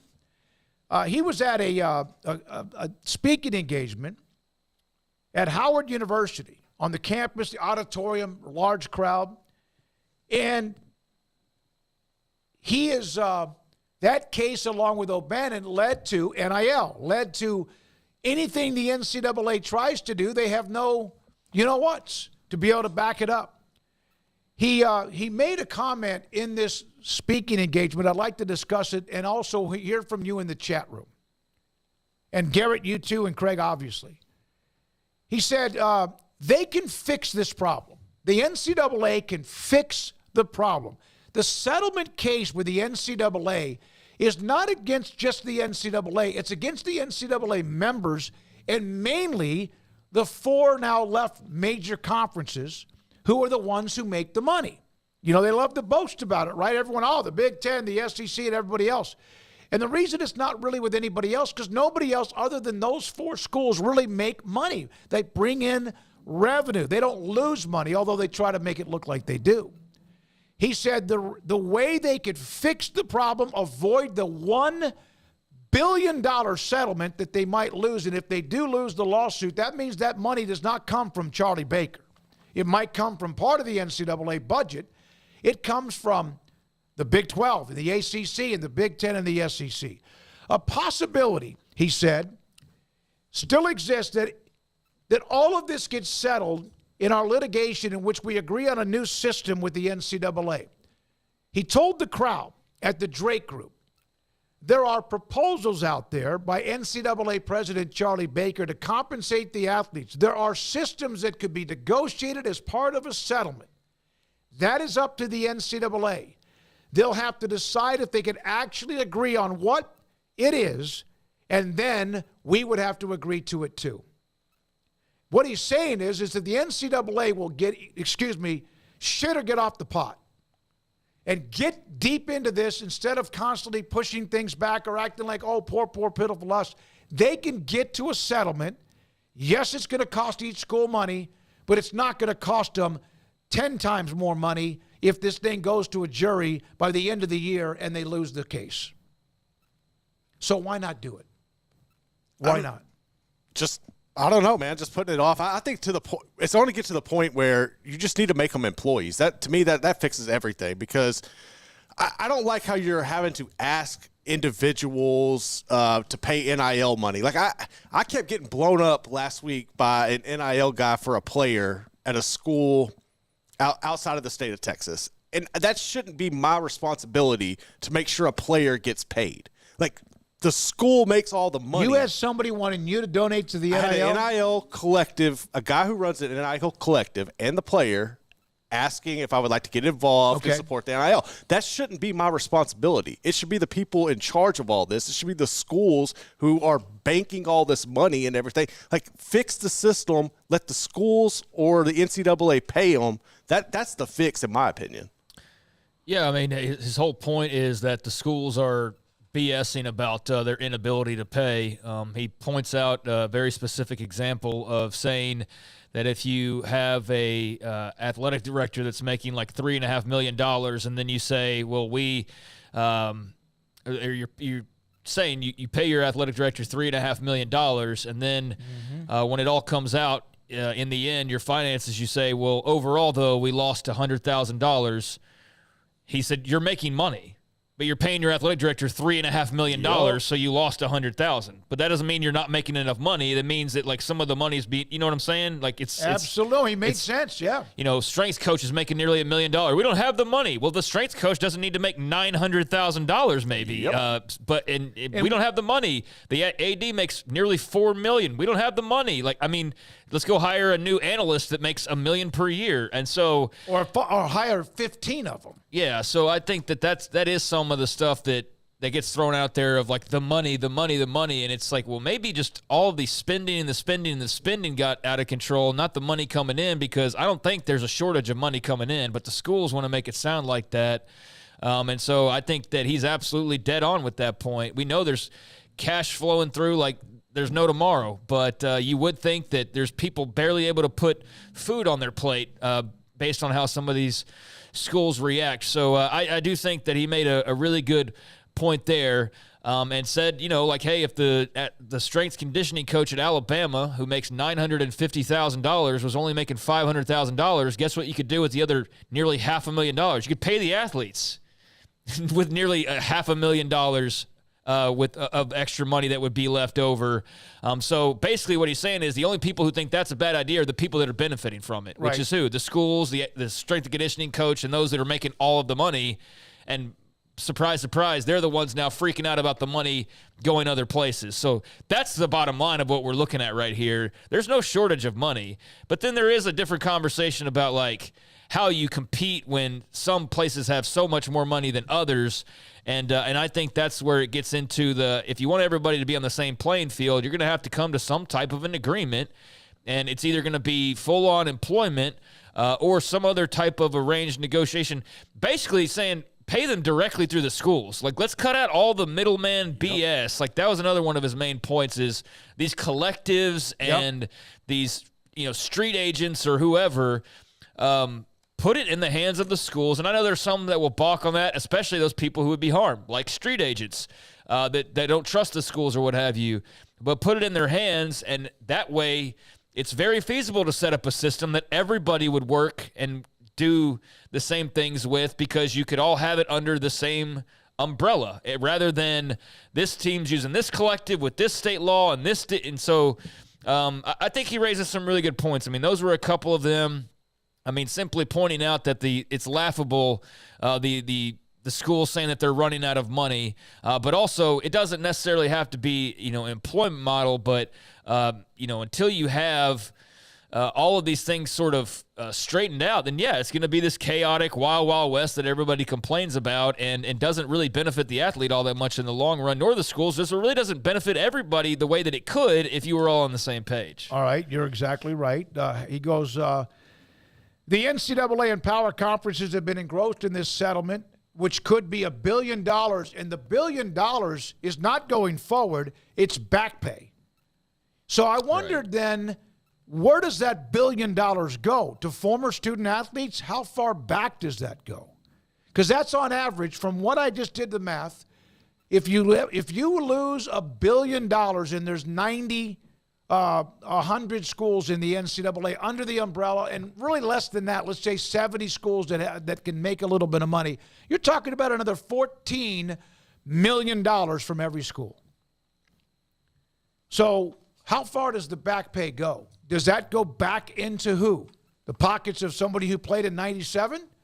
Does that go to RG3? Probably. That's exactly the athletes that didn't get paid. Yep. So, that's the whole lawsuit revolves around. It would go back in the pockets of those who are part of the lawsuit saying that they didn't get the rightful amount of pay. That's the gist of it. So, that's where it would go. And I know that they're all out there right now expecting that they'll have to pay a hefty bill at some point. But he outlines the 4 ways to get around that. I think that's the basis of the article is for one, if you want to get rid of all the collectives and the messiness and all of that, just direct from school. That would be the simplest solution. That seems to be what most people agree on. That would be an easy fix that would clear up a lot of the mess.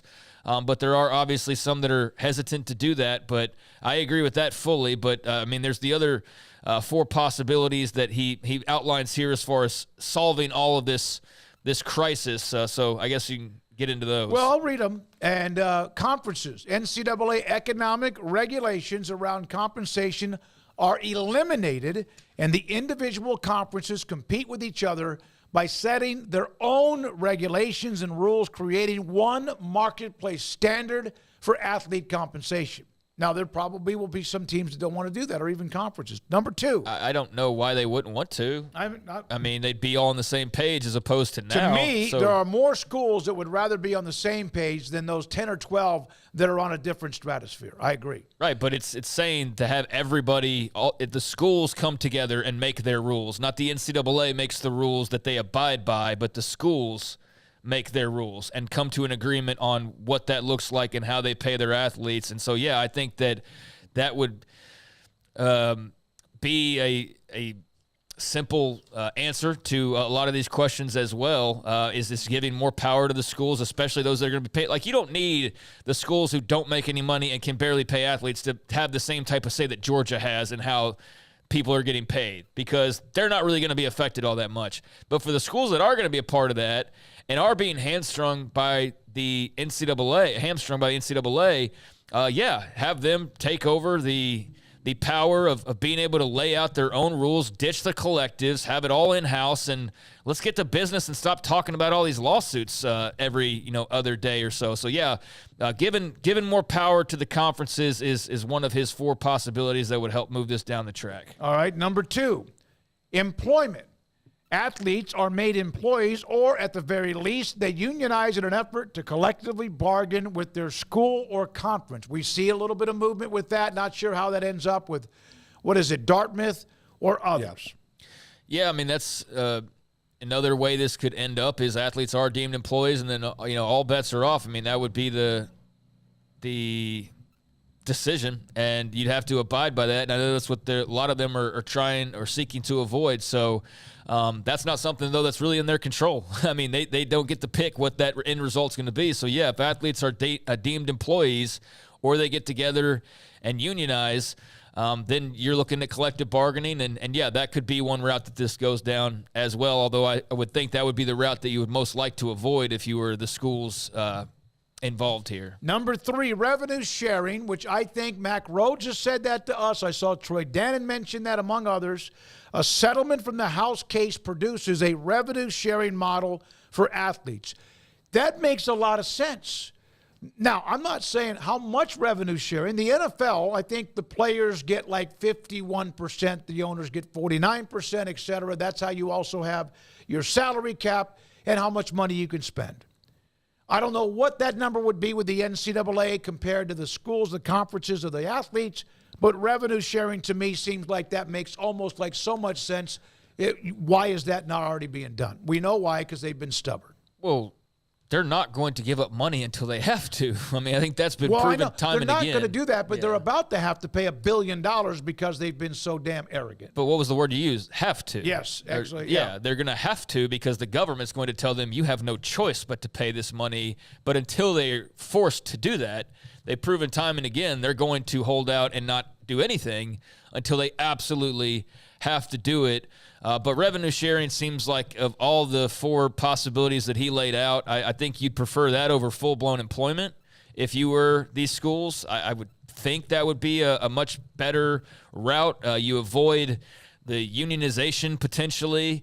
You avoid all the other things that come with an full-blown employment model. So, yeah, just simply coming to an agreement and saying, we'll give you this percentage of this pie from the playoff cut and our ticket sales and whatever else, and you're guaranteed this fixed number year in and year out. I think that would be a very reasonable ending to this situation or to this grouping of problems. So, yeah, revenue sharing is certainly a thing that we've heard a lot about, and maybe of all the 4 ideas that he laid out has the most potential or is the most realistic or has the most buzz surrounding it right now. Yeah, because on number 4, he basically said he doesn't think this is going to happen. Congress, we know, Lord knows they love to have meetings and hearings and all of that, and it's almost just to like make sure that they supplement or they emotionally tie themselves to their alma maters, their constituents, et cetera. Congress, the federal government, takes action with legislation that grants legal protection to the NCAA,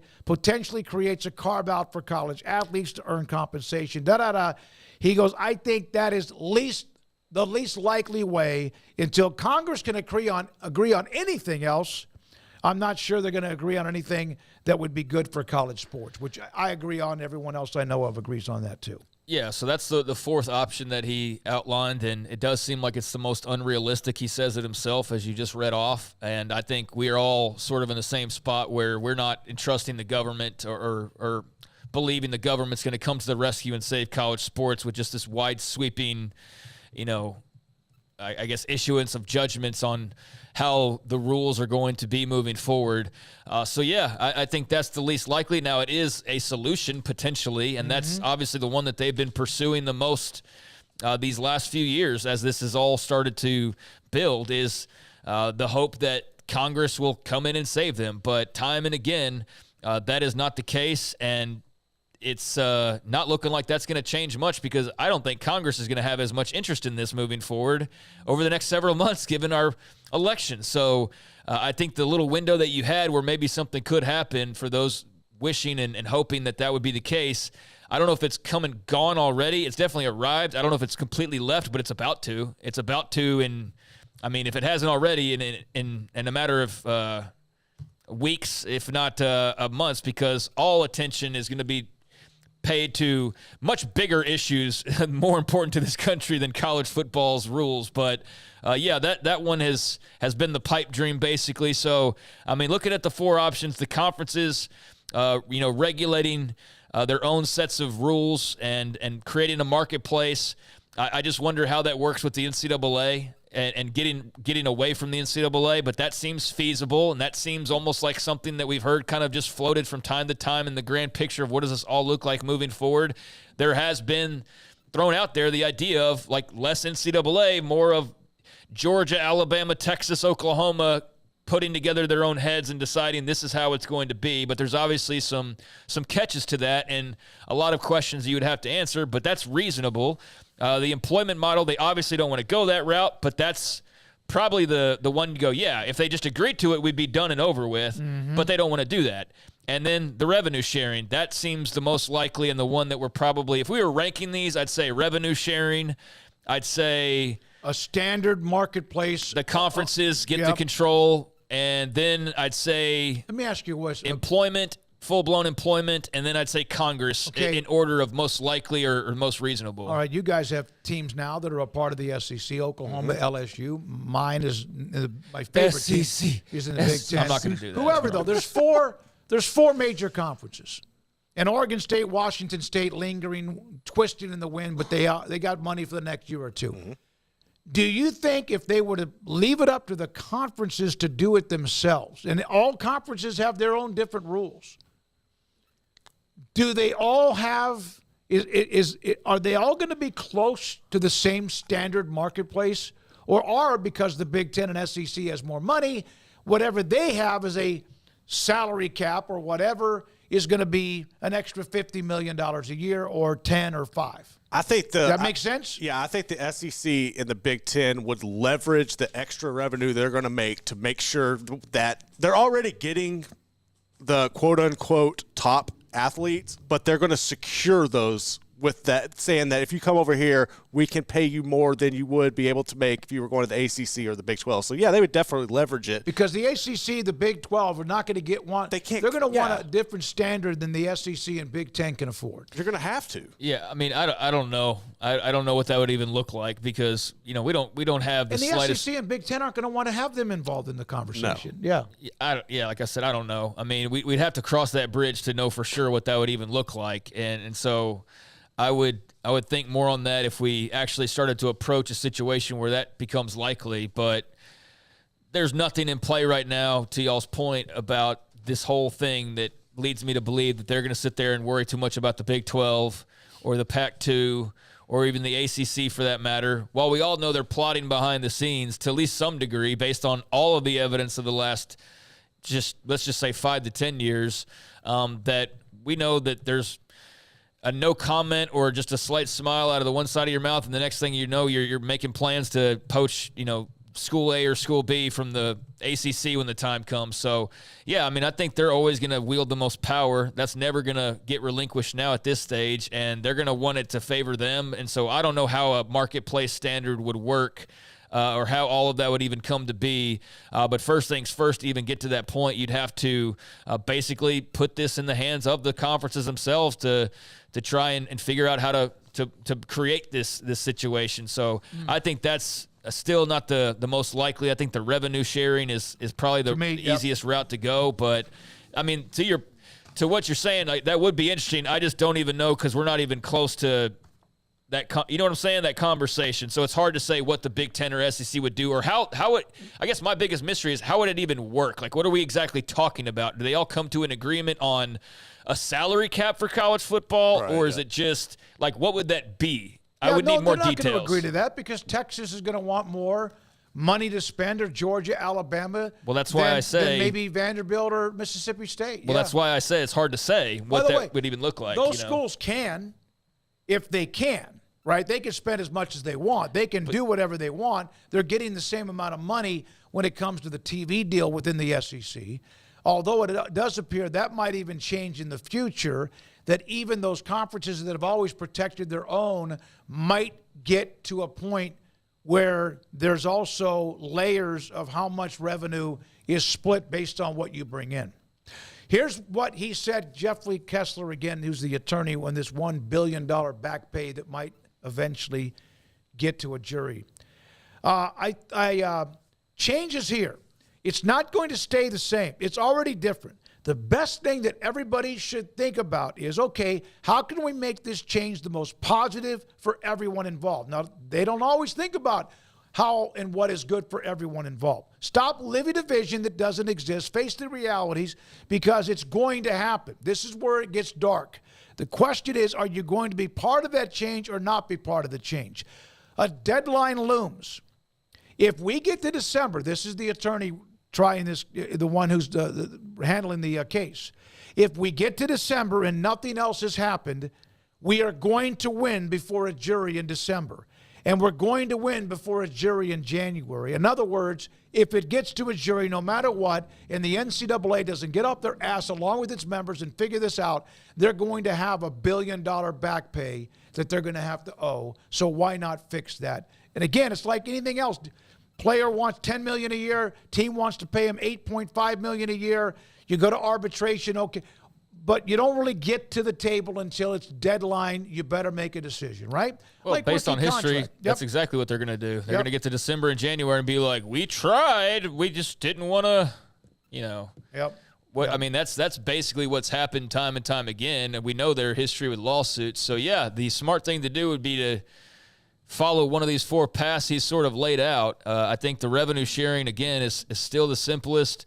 And the part about the conference is, like, I'm not suggesting that the SEC would be like, we're going to only pay our team $5 million and the Big 12 will only pay their team $5 million. And they're not going to do that and get rid of all the advantages that they've politically been able to nab or territorially been able to grab or whatever they built up. Because they've also earned it, too. Right. I mean, it's like the whole suggestion of, like, sure, let's reshuffle the conferences and take away Texas and Oklahoma from the SEC after they just got them. And put them back with the old Southwest Conference. Because they'd love that, because that's why they joined the SEC in the first place, is to go back to the Southwest Conference. And the SEC brought them in to only, like, I mean, that's why I saw that, and we didn't even spend much time on it, is because it's just so unrealistic.